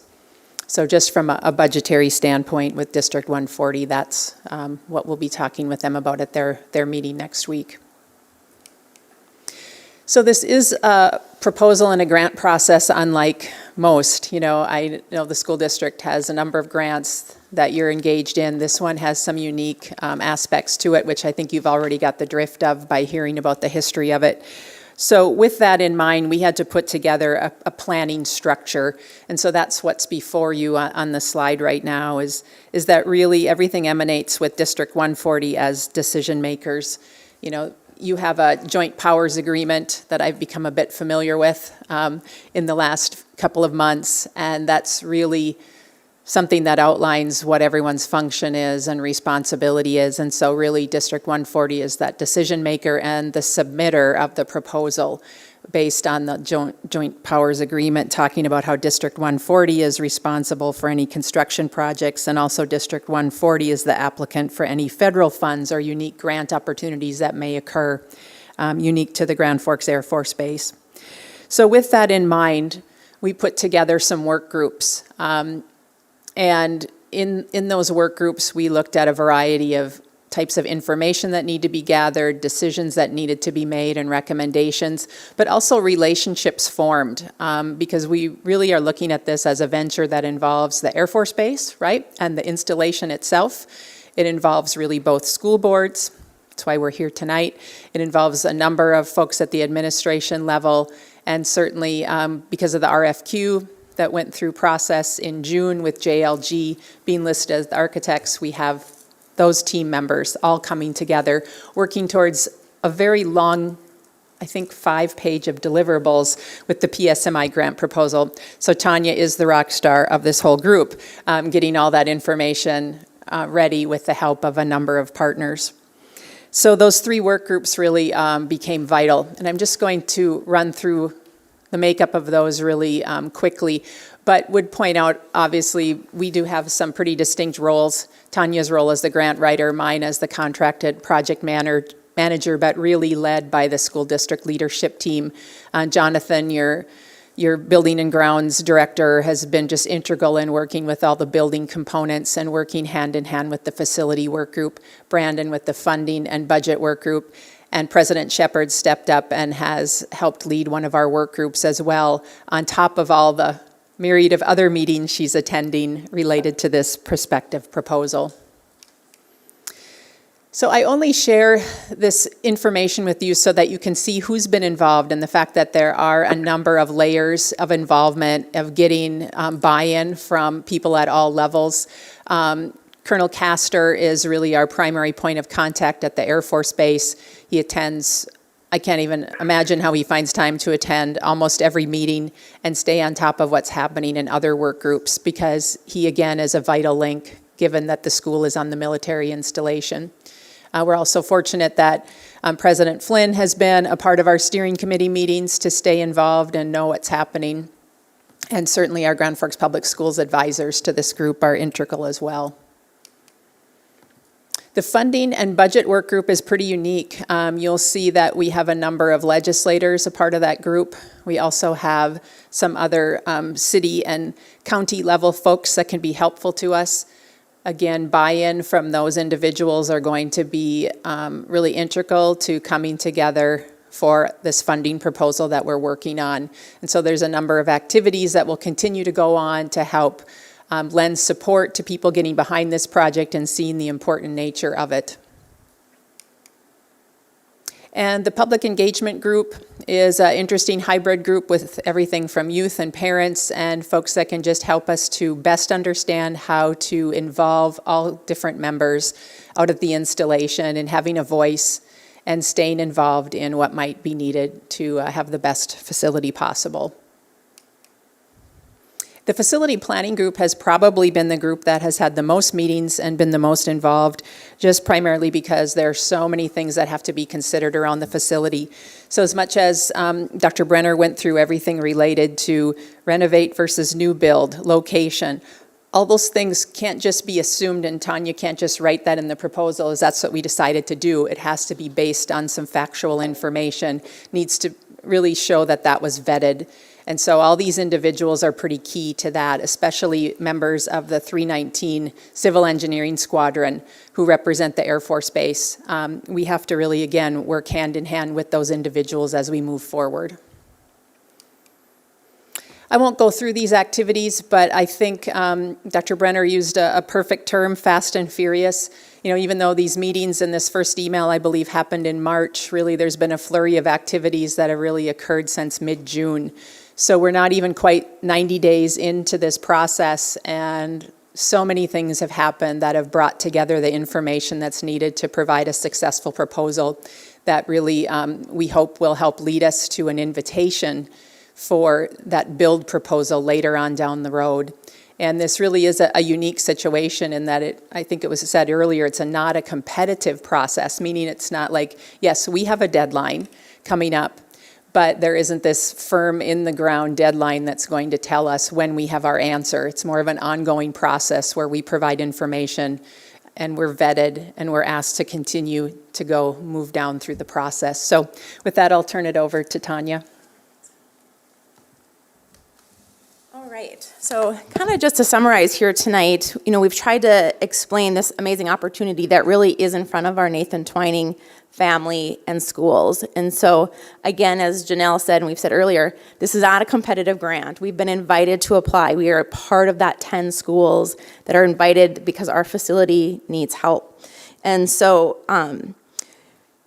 it became apparent pretty quickly that we needed to break this up into 2 pieces. We've got the design proposal, and then we'll have the building proposal. What this allows us to do, again, is to be really thoughtful with our time and our input with our stakeholders and our community members, and also to really secure that 20% match, which is going to be integral to developing the building that we want to develop.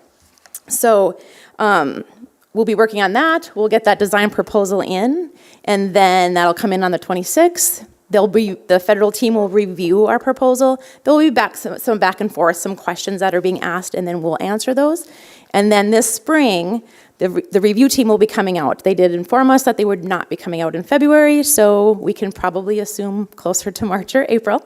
And then from there, then we would be invited to apply for that phase 2, the building proposal, which that work's going to keep going as they're doing right now, so that we're ready to go to really get that in and submitted as soon as we can, because we do have a lot of synergy and excitement about this proposal in front of us to really build for our future for our students. So at this time, I would just open it up for any questions from any of the three of us, or President Shepherd, as she was also a big part of our presentation in May. So, Any questions from board members? Go ahead, Dr. Lund. And I'm sorry if one of you answered this, because I fade in and out occasionally. But when do we have to have the 20% in our pocket, as you said? I think maybe that was the term you used. What's the timeline for having that, because we have a legislature that doesn't meet every year? So we have to be able to demonstrate that the 20% is in hand, because as those expenditures come down, they're going to come down equally. So they'll reimburse us 80%, we have to have that 20%, which is another reason that we wanted to pull out those two phases of a design proposal and a building proposal, because we have to have it basically in hand. So that sounds like a politician answer. I didn't hear a time frame. I mean, are we talking we have to have it in hand by 2025, by the end of 2024? I'm just a rough. Sure. So I would say, again, we'd have to have the 20% in hand for the design proposal. So we're talking spring of 24.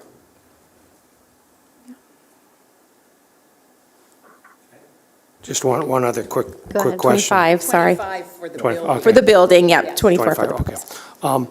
What role, if any, does the board from District 1 have in this process? I mean, I saw some members on those, but do we have a role at all, or is it all run through and approved by 140?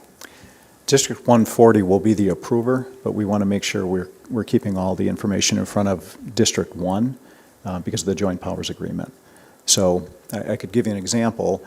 District 1 does subsidize District 140 to a degree that we're able to run District 140's school district. So, but what I will say is there won't be local taxpayer responsibility for District 140 in the build.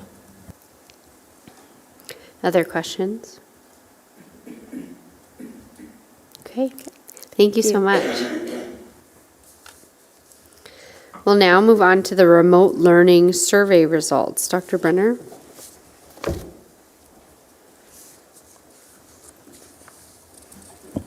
Shifting gears. Trying to figure out what page 72 of your packet. So I'm going to view mine electronically. Brandon, will you, if I just say advance, will you please advance? Thank you very much for that. So I'm going to just go ahead and go to page 73. We put this survey out last spring in May to parents and internal district stakeholders. We wanted to ask them what they thought about remote learning as we move forward into the 23-24 school year and beyond. We know something that we did really well during COVID, and that was e-learning or remote learning. And it was pretty robust, and we did that after standing it up. We took 10 business days to stand it up, and we did it really well. And so we thought we're able to do this on storm days as well. So what we learned basically in our survey is that 77% of the respondents support continuing with remote learning days with a caveat. We would still use the first 2 storm days that we have built into our calendar as what other school districts refer to as grace days. I think our students, or my son calls it a day of celebration, or 2 days of celebration. He's a superintendent's kid and he talks like that. Can you believe that? But anyway, so we'd have those 2 days built in, but then when we get to day 3, 4, and beyond, we would pivot to remote learning based on the survey results. So if you'd like me to go through each slide, I'm happy to do that. Otherwise, we can really condense this and say, we are going to move forward with remote learning with a couple of other pieces that I'd like to share with you. We didn't ask any open-ended questions, but I did get some feedback, both anecdotally, through conversation with parents, and through an email here and there. While parents support remote learning, they would like to see more rigor involved. And I think when we had those 3 days leading up to Easter, the Tuesday, Wednesday, Thursday, Tuesday was a good call as far as you ask me. Wednesday was somewhere in between, and then Thursday was just really messy. And what we learned with our K1 and 2 students who had more of the pencil paper activities, some of our kids were done on day 1. Some of our kids were done in the first hour on day 1. So there was a lot of downtime. So we are, Mr. Bakke and Ms. Galach are working with GFEA. We came to the table last year and agreed upon, what remote learning could look like. And based on some of the feedback that I received, I thought, we need to develop a little more rigor in that. The other piece that I heard was parents would like teachers to be a little more accessible rather than the 1 hour. Could it be something else? And we haven't landed on what that something else is. So, but we will be ready by that first storm day. We certainly were not ready for any heat index days, and we haven't used any of those yet this year, although I would say 1, maybe 2 days were questionable, having some kids in school at 4 of our really difficult campuses where it does get warm. So with that, would you like me to take you through each of the slides, or are you good enough with this skinny overview like that? Overview's fine. Okay. Thank you for that. There's a question. Any questions? Go ahead, Cynthia. So, my questions are going to be, I know this was an electronic survey, and many of the parents that I directly work with don't have access to electronic surveys.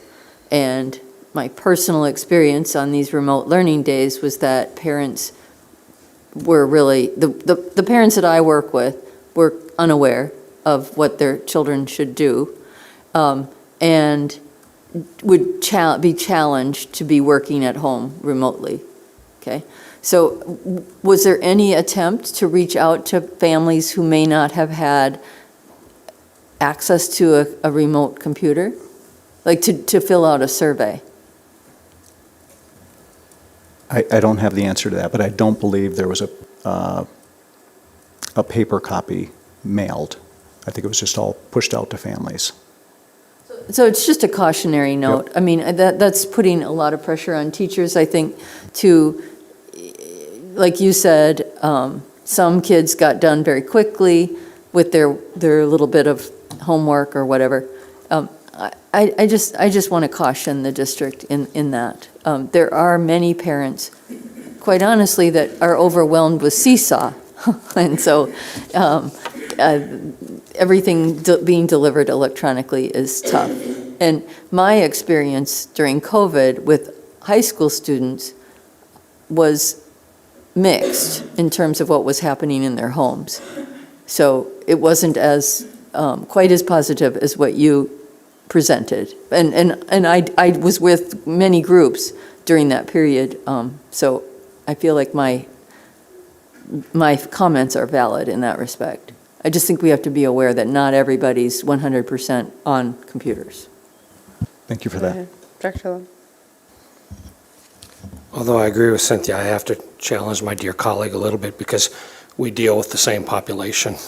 She deals with them, and I get to take care of them as a physician. And I think we have to, and it isn't just new Americans or other people. Not everybody has computer access. I thought during COVID we did a great job making sure we had students, and I think we need to continue that. And I think, and the thing is this year's 1 year, the next year there's going to be a new set of families that may not be aware of this. So I do think we need to be aware of that. Although I was surprised last year when I would see the patients in the office and I would talk to them and, oh yeah, they'd gone online and stuff. I mean, they couldn't speak English, but they got through it all. But I think we need to be cognizant just because just this, and you probably know the numbers better than I, but I bet you I've seen 25 new American kids this summer that are going to be new, and most of them haven't been through winter, so they aren't going to know these processes. So I think we do need to be aware of families that are struggled and challenging. And again, it isn't just the new Americans, it could be anybody and anywhere, so. Any additional comments or questions? Okay. We'll move on to the storm day decision-making process. Dr. Brenner? Thank you. I wish Board Member Paul Messina was here for this conversation. So he and I have had this conversation. So this is basically how we make decisions when we have weather that's moving in. And then I can talk about some of the heat index pieces toward the end. Just wanted to give the board, again, a really good in-depth understanding of what the process is when we make these decisions. Sometimes I say tongue-in-cheek, and sometimes I'm halfway serious when I say it, that it's not about me stepping out my front door, licking my finger and putting up in the air and say, good day to stay home, because I think people have referenced me that way. It's a decision that, when we get to crunch time and having to make that final decision, it's gut-wrenching, because I know what it does to the workforce. I know what it does to All True Hospital, one of the major employers in town. I know what it does to UND faculty who happen to be parents of ours. So there are just a lot of factors. So let me just kind of take you through it. You can see who's on the list. That number will likely grow this year from 17 to probably 21. We'll add a few names to that. We'll be adding Melissa Bakke, who is our new communications manager and marketing manager as well.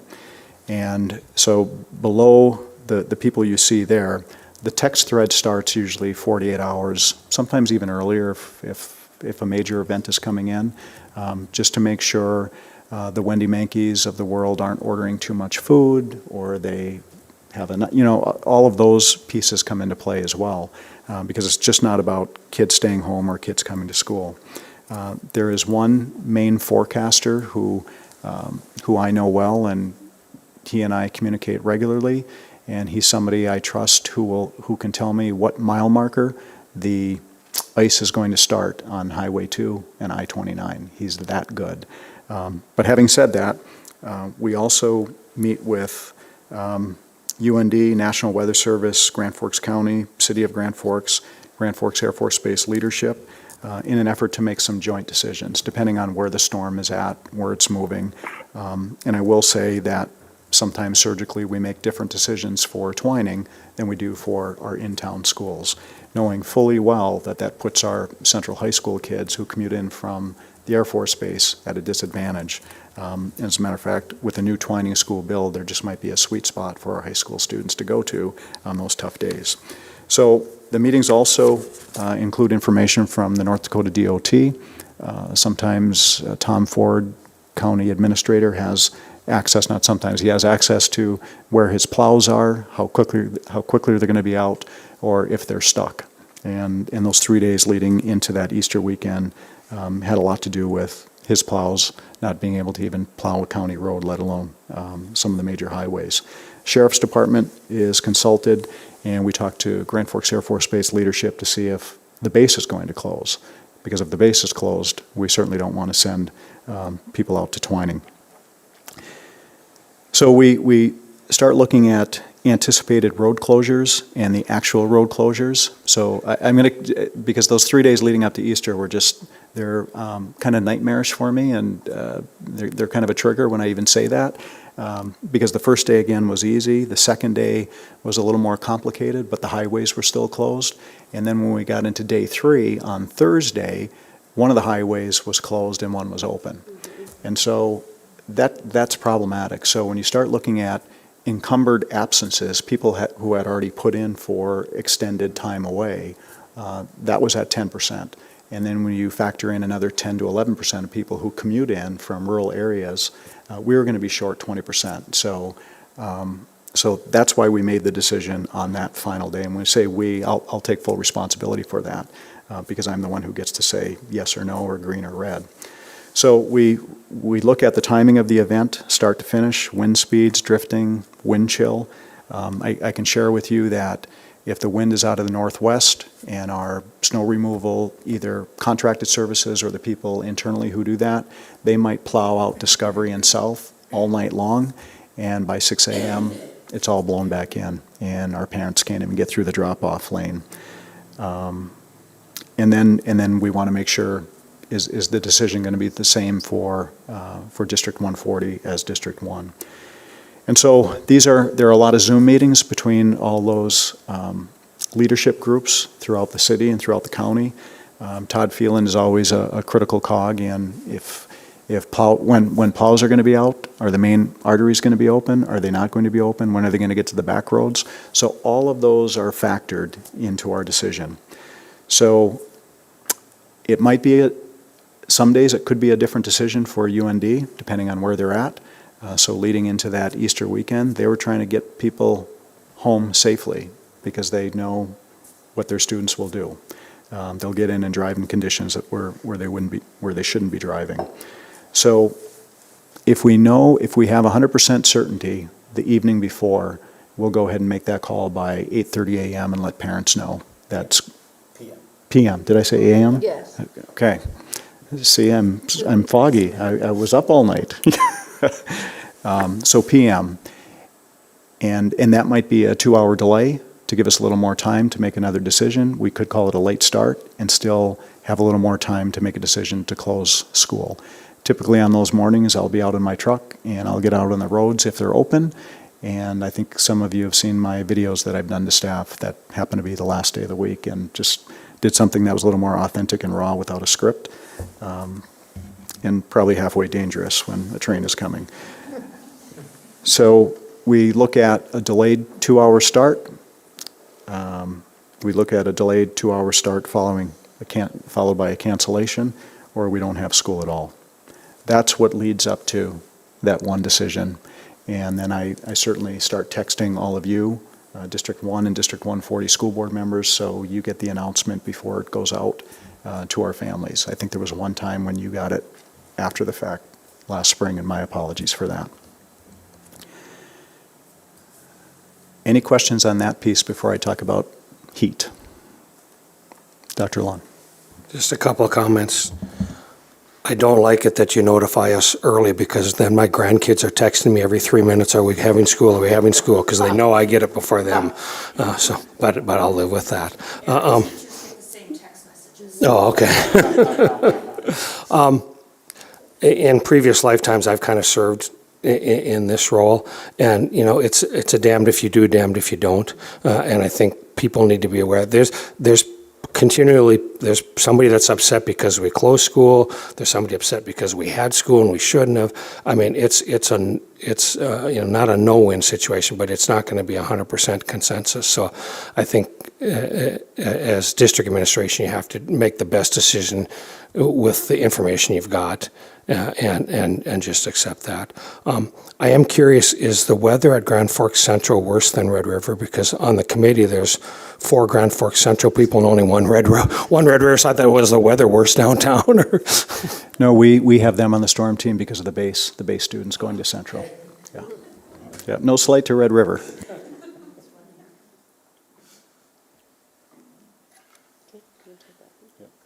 So the other piece is about heat, and we certainly experienced this, within the first couple of weeks of school. We're certainly happy that Viking, their air conditioning is up and running, and that's just a whole different vibe when you walk through that building when it's 85 degrees outside.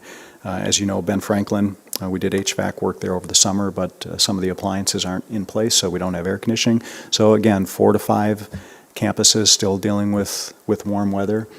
We know it's a hardship when we let out early because of the workforce. So the one day that we were considering it, I think it was Thursday was a warm day, and Friday was going to be similar. And just looking at all the metrics, it was going to be like a 1 degree difference between Thursday and Friday. So I made the decision to stay in school on Friday because I felt I could justify that we were in the day before. Maybe that was a mistake. Maybe they should have been out both days based on the heat. But our principals and classroom teachers do a nice job of taking pictures of thermostats in their room. And it's not uncommon to see a thermostat at 87, 88 degrees. And most of you have been to Valley, and know that it actually gets warmer in the upper A wing there. So I'm hopeful that we're past that at this point, but we're still probably a good year away from having all of our classrooms cool and ready to go during warm days. But we do take those pieces seriously, and our principals really do let us know what the temperature feels like in the building. Any questions on the heat index portion? I did have a conversation with Dr. Brenner online too, just about the wildfires being so rampant this year. And so encompassing any of those conversations too, especially with extracurricular activities. But it just goes to show that there's a lot of stuff that could impact school and extracurricular, and a lot of communication and a lot of decisions. And I think it's a hard precedence to set because every single situation is going to be different. So thank you to you and your team, Dr. Brenner, for at least collaborating and working with the base and helping to keep our kids and staff safe. We'll now move on to the North Dakota School Board Association opportunities for board development. Dr. Brenner. Page 187 of your packet, you have an opportunity in front of you, particularly if you're a new board member, but that doesn't apply to anybody, I don't believe, at the table this time around. So the annual convention is October 26th and 27th in Bismarck. Please let Cindy know if you are interested in attending, and she'll make reservations and accommodations for you. And that's just to extend it, it's not on the agenda, but if you are interested in the national convention, it's in New Orleans, April 6th through the 8th. So if you're interested in that as a school board member attending the national convention, please let Cindy know. And on the cover of the convention program is a picture from Red River's play Newsies. Okay. Thank you. We'll now move on to District Achievement Goal Alignment Overview. Dr. Brenner. Thank you, Ms. Galach. You are welcome, Dr. Brenner and members of the board. Also about the National School Boards Association, I just wanted to let you know that the Mentor Center is going to be featured as a presenter this year. There's a small team of us going out there to celebrate that program. They were recognized last year as an award winner and asked to come and share information based on the feedback from the constituents, I guess. So that's kind of a cool thing as well. So thank you for the baton handoff. So I'm here tonight just to give you a 30,000-foot view of steps we have taken since the Be Legendary training and since the board established some literacy and math goals for our district. What I want to caution you on right now is I have no weeds for you to get in because it's still really premature. And so I'm about to give you, like I said, the big picture overview. The reason it's premature is that our testing cycles are in motion right now. And so we don't have current data from which to set really accurate goals. And our buildings did a great job at Back to School PD, bringing their staff together around the most important things, laying some foundations for this work. But they haven't had a chance to get into the nitty-gritties about the alignment component. So again, I'm just going to share with you the strategy that we have going forward so you know that we're not sitting on our hands waiting for the end of the year report to come out. Is that fair? All right, so goal for this evening is to do just that, to show you how we are aligning things. I think from an administrative level, we're really actually grateful for this. We've had pockets of alignment in the past, and I think that we're being really more strategic about it now, which makes all the sense in the world when it comes to moving the needle on our student achievement. Well, that graphic didn't work very well. So just to remind you, we did set a couple of district-wide student ELA goals. We are looking to improve proficiency levels from 46 to 51% across the district. We put in some additional benchmark goals, if you recall, at grade 3 in particular, where we set a more aggressive bar, looking to move from 41% to 48%. I want to clarify once again that that does not mean our literacy goals stop at grade 3. We are having K-12 literacy goals for the reason being, back prior, that overall our aggregate proficiency levels are lacking. Talking with our building principals that as we continue our work with the upper grades and as the younger grades get better at meeting these more aggressive benchmarks, we should really see some synergy between those two and pushing those achievement levels up. Also, we had a mathematics goal that we set, moving the proficiency levels from 40% to 45%. Again, K-12 in that regard. We did set a more aggressive goal here at the 8th grade level. I explained to you last time that's that age group in which they are starting to look at more nonlinear functions, and that is a really important concept group, if you will, to grasp so that kids can be competent in their high school mathematics courses. So this graphic really is the one that explains the action steps that we're taking. So the board goals we just quickly reviewed. To refresh your memory, and what we are asking is that each of our buildings will set their goals and align their strategy maps, and that's where Cognia comes in. You've heard before about the Cognia accreditation process. In Cognia, we are asked to identify achievement goals broken down by student group at each campus. Again, we've done really, I think, a good job of having campuses identify what their goals are, but we haven't always aligned the arrows all the way up to the top. And so we're excited to take that next step as a district here. After the building goals and strategies are set, we also have underneath that, and this wheel has also been set in motion, our professional learning communities have been asked to establish either a literacy or a math goal, or even both if it makes sense.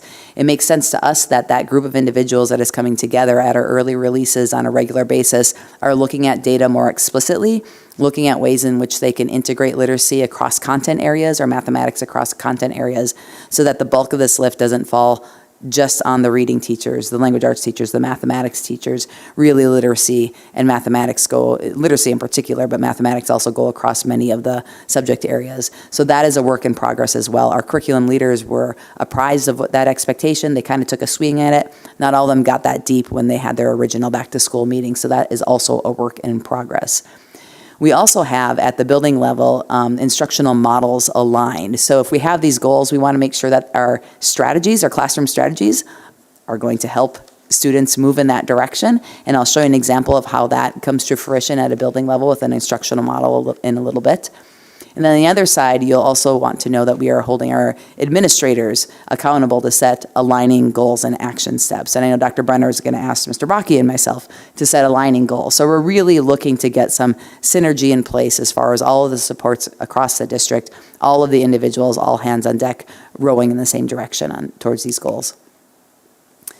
It started all with our administrative team at our joint administration kickoff meeting, and that was right prior to the start of school, and we asked them this essential question just to lay that foundation for them. How can we maximize student outcomes by strategically aligning best practices?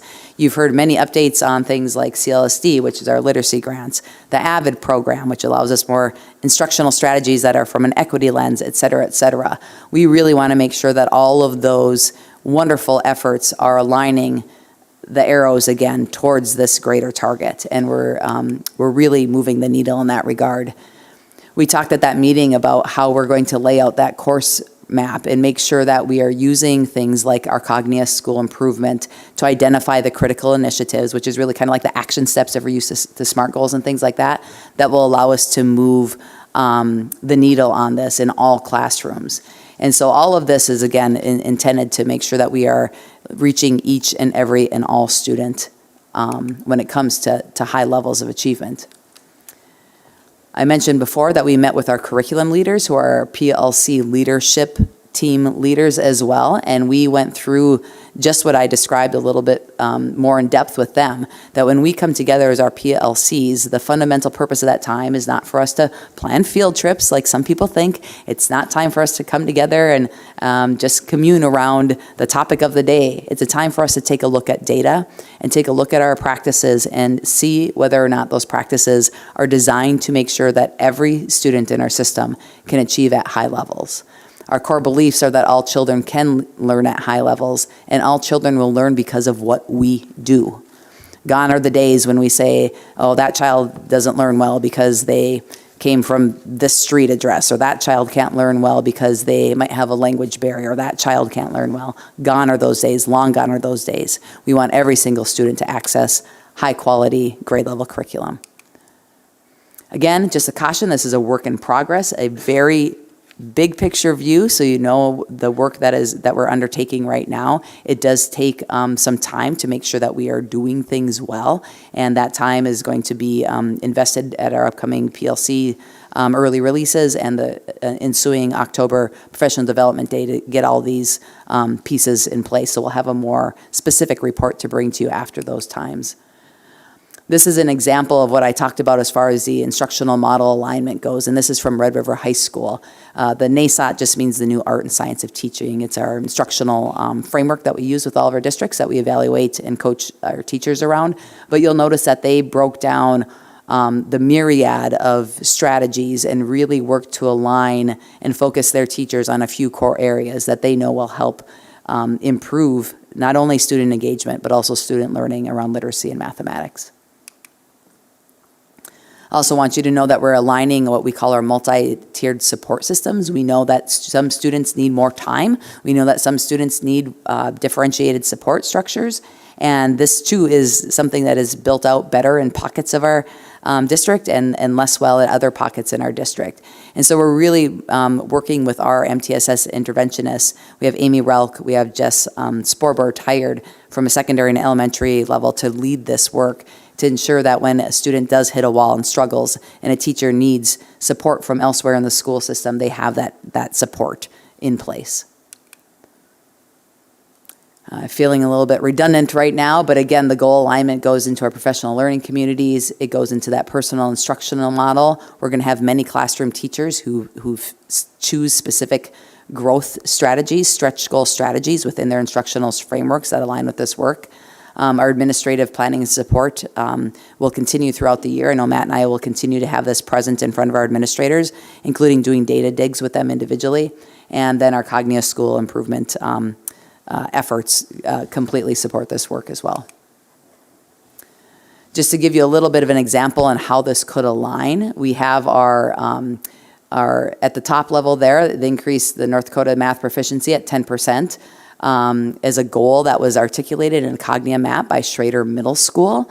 And you'll see there how they dug into a subgroup to get at more aggressively. They deconstructed their data and they looked and they saw that the students identified as being on individual education plans were lagging even more than the aggregate. So they have specific strategies intended to help that subgroup, which again will help move the needle in our efforts. Below that, you could see an example of a first draft of an actual, I chose this one because it was, people always think, well, it's easy to align maybe a social studies goal or science goal, but what about music? Well, our sixth grade music took a swing at their first goal and did a really good job on it as far as looking at students and building their proficiency in reading note values and rhythms, but really by understanding fractions. So there's an opportunity there for them to bolster some math competency as well by being more explicit about the tie between those two. And then there's an example of how a teacher could align their own personal stretch goal to that as well.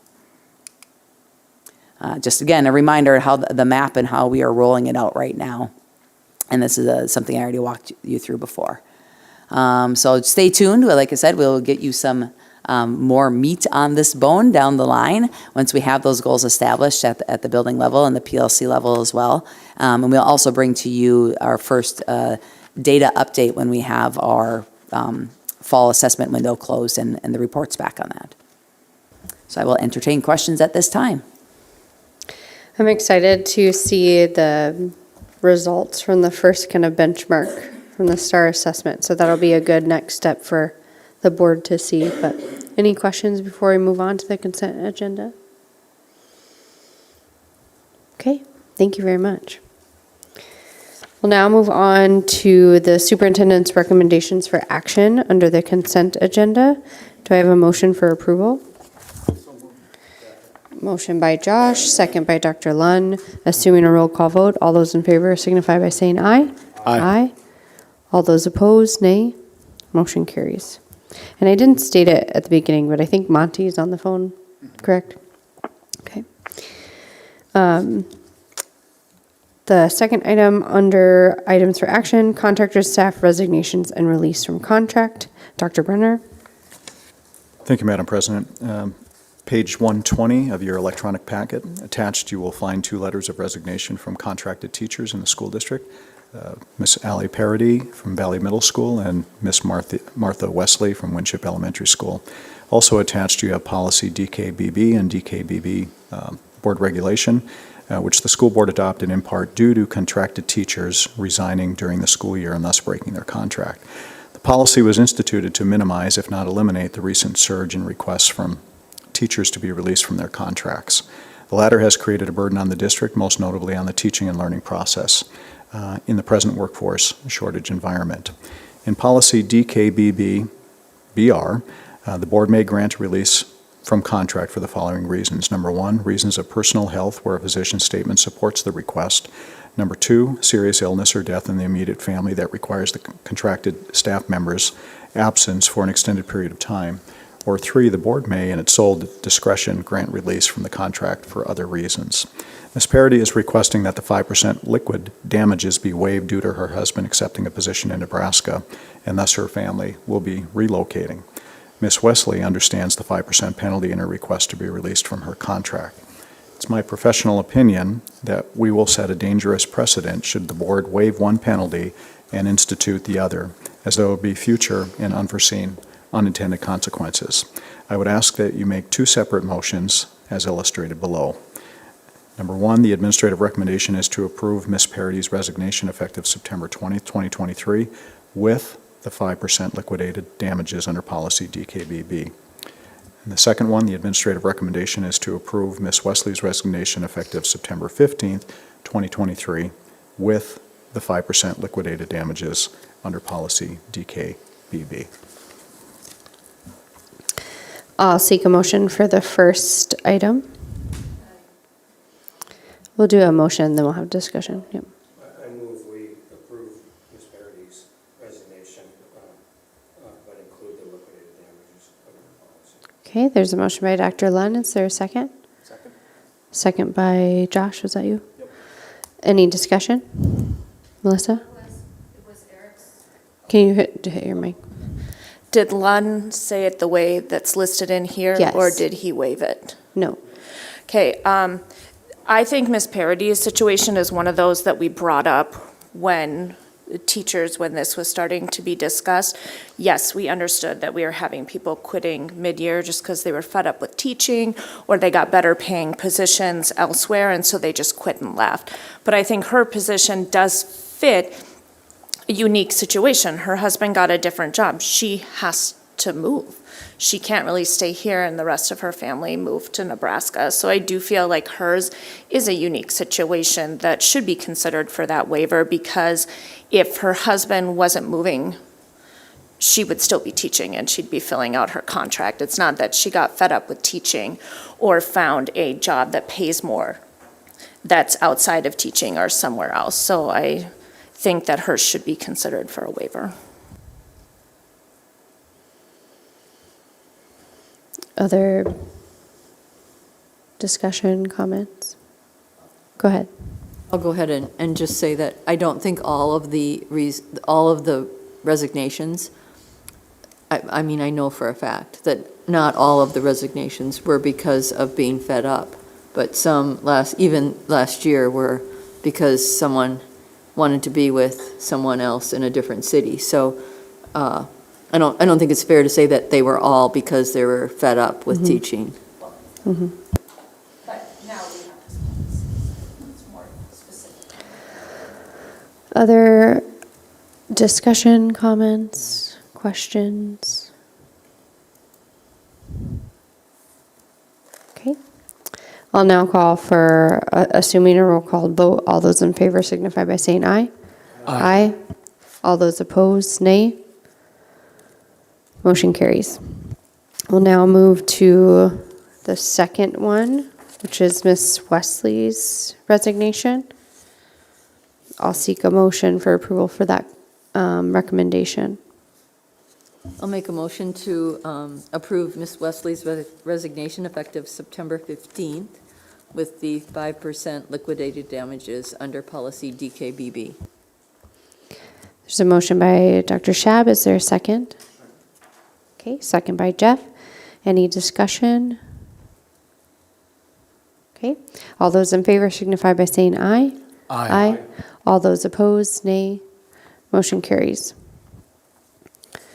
We'll now move on to a clarification of school attendance boundary for Lake Agassiz and Winship Elementary Schools.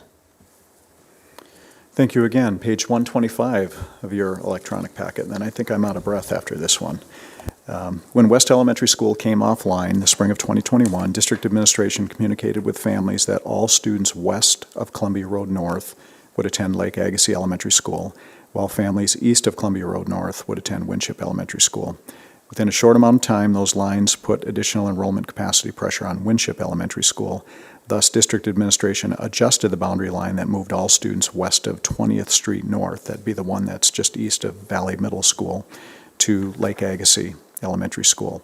Students east of 20th Street North would attend Winship Elementary School. Thus far, this has worked well.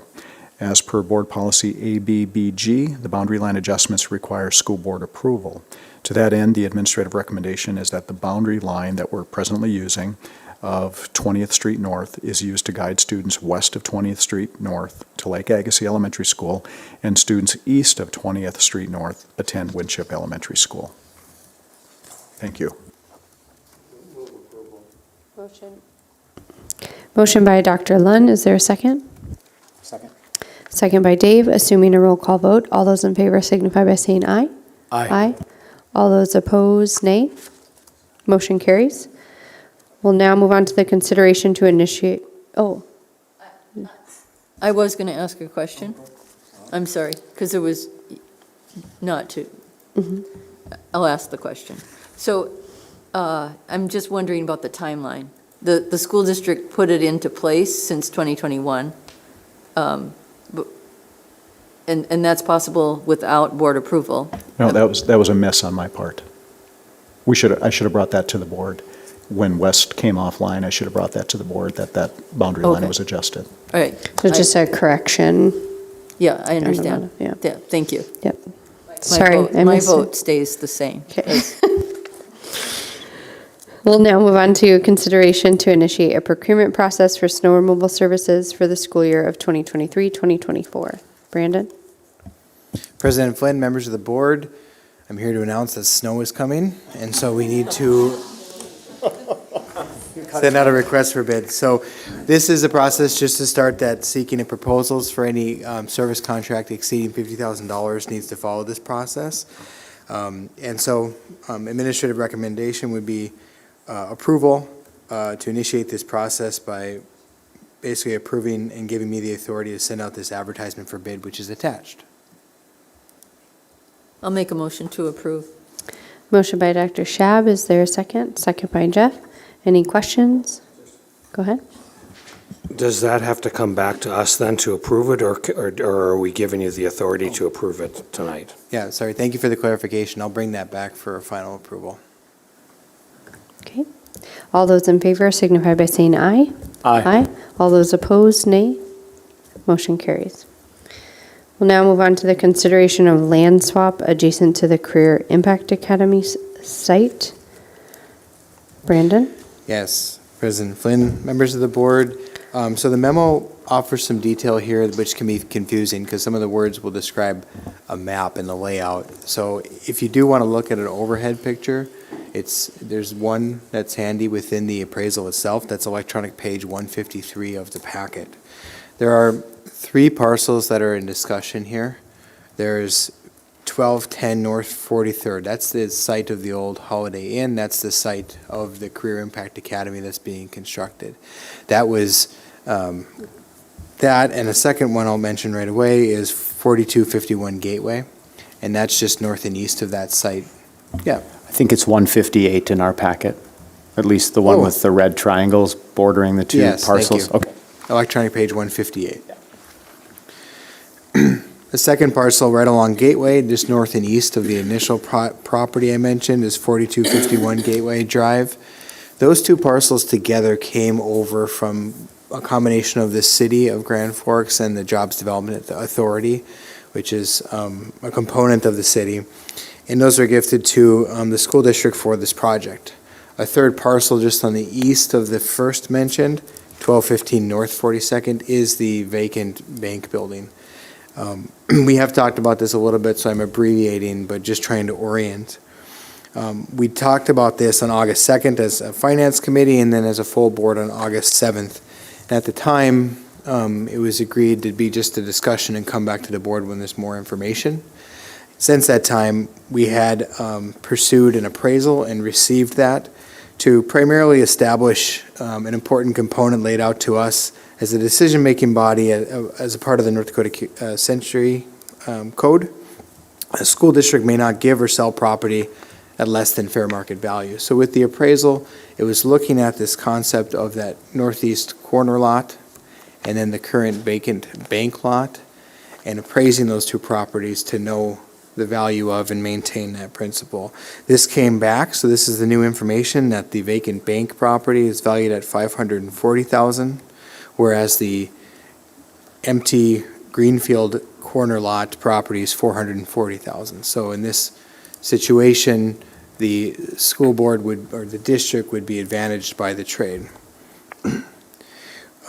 In order to execute this trade, there's an attached land exchange agreement that has been drafted by our attorney, and there's also the attachment I referenced earlier of the full appraisal. Happy to answer any questions about this, but the administrative recommendation would be to approve the land exchange agreement, then I could execute a land swap.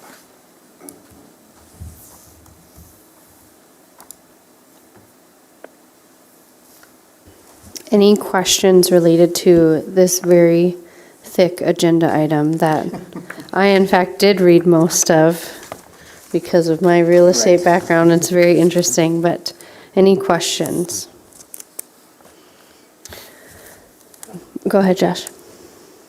Just to clarify, this is just a direct swap, no money then changing hands in the swap? Correct, and there's one line noted in the memo that it'd be in the school district's interest to take down the vacant building, and so the owner would do that prior to the exchange of the land. That would be the only other thing worth noting, but no money exchanged.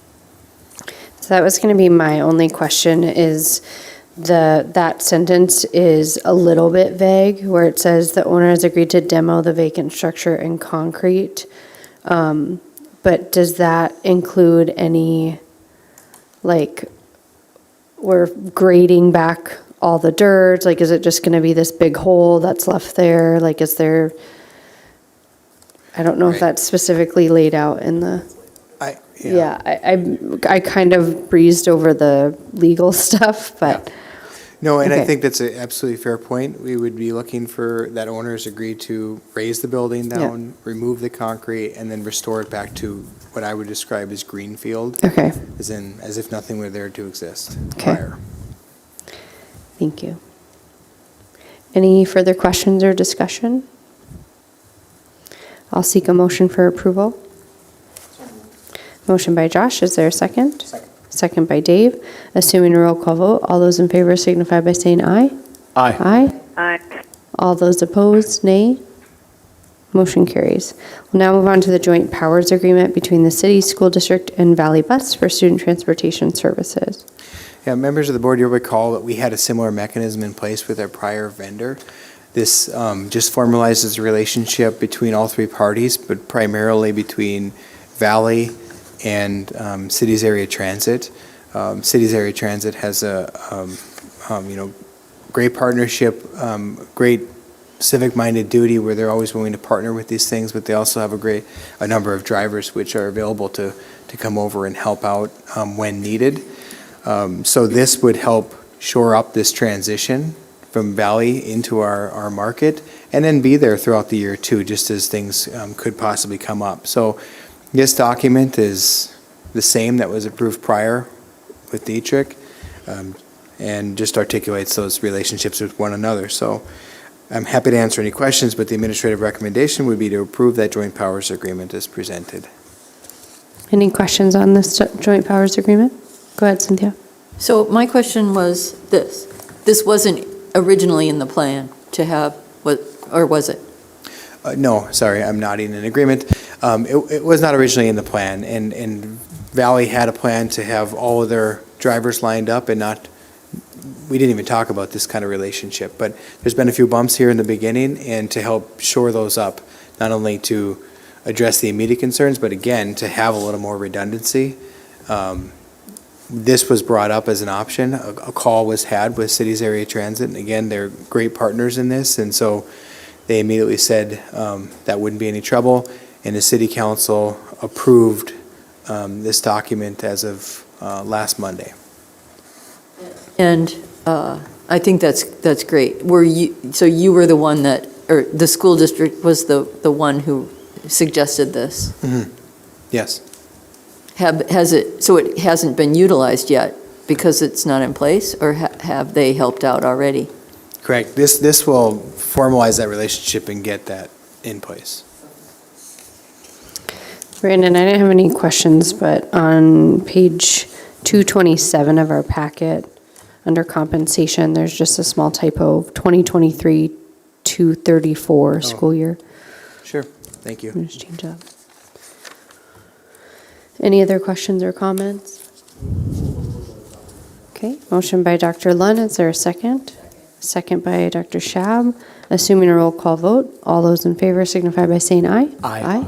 All those opposed, nay. Motion carries. We'll now move on to policy review. Cynthia? All right, we've got an array of policies tonight. Just going to preface some of my comments to make it a little bit simpler, I think, that some of these policy changes are partly or mostly due to the North Dakota legislators who passed different requirements for some of the policies that we have, including the school meal charge policy, the meetings of the board meeting agenda and pre-meeting preparation were the ones that I think are the big ones, but also later on FFK, the suspension and expulsion with a new definition of weapons. So certainly some of the legislative decisions affected the policies. I think that's fair to say. And then before I list them, the other comment I thought was important, and maybe other committee members have others, was that virtual school as amended is currently, our current virtual school is on hold, but we need to keep this policy up to date. So, and Cindy helped kind of tell us some of these things ahead of our meeting, so they were helpful to me, so I thought I would include that information. With any other comments from board member, or policy review committee members? With that, I would, we didn't talk about how we want to do this. Do you want me to go through each one? No? I would make a motion to approve the policies as listed on virtual page 233, starting there and going till the end, pretty much. I'll second that motion, and then if any board member wants to specifically comment. So a motion by Dr. Shab, a second by Dr. Lund to approve all of the amended changes or rescissions of policies. Any specific questions or comments? Okay. Assuming a roll call vote, all those in favor signify by saying aye. Aye. All those opposed, nay. Motion carries. Authorization for sale of building trades project house. Brandon? Yes, each year, our students will build a home, and they've already begun construction on a home located at 3071 44th Avenue South. And a part of that selling process is a request from the board to delegate the authority to close and sell that home to myself. And so this board or memo has been prepared by Eric Ripley, who's really in charge of that program, and has provided us an example motion that you might make to delegate that authority again this year. Go ahead. Just a quick question, because I don't know the answer, and I'm sure you're going to anticipate the question. With the president being a realtor, is there any conflict of interest having the president listed there?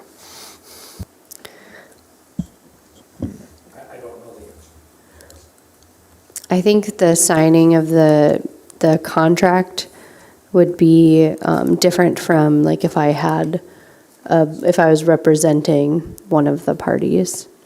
But if someone would like to call a conflict of interest when it sells, I'm happy to step aside. I thought it was more a conflict of interest when Brandon kind of quipped that we give rights to sell this house to himself, but not really himself, but. I would move approval of the motion as outlined on the memo. So motion by Dr. Lund, is there a second? Second by Jeff. Any further comments or questions? Assuming a roll call vote, all those in favor signify by saying aye. Aye. All those opposed, nay. Motion carries. Well, we caught up a little bit on our agenda. Any announcements? I have two, Madam President. Go ahead. First, at your workspace, you have a letter from Mike Biermeyer, District Activities Director, inviting you to be part of the Cushman Classic football game on Friday night, more specifically to be servers of probably baked potatoes and pizza out in the parking lot. So tailgating starts at 5:30 if you'd like to be a part of that. My second announcement is Joe Banish talked to me before the meeting tonight, and this will be the last school board meeting that he's covering on behalf of the Grand Forks Herald. The good news is this young professional is going to stay in our community and is going to be working in the comms department at the University of North Dakota. So congratulations, Joe. You've been a wonderful ambassador for accurate print media. Thank you.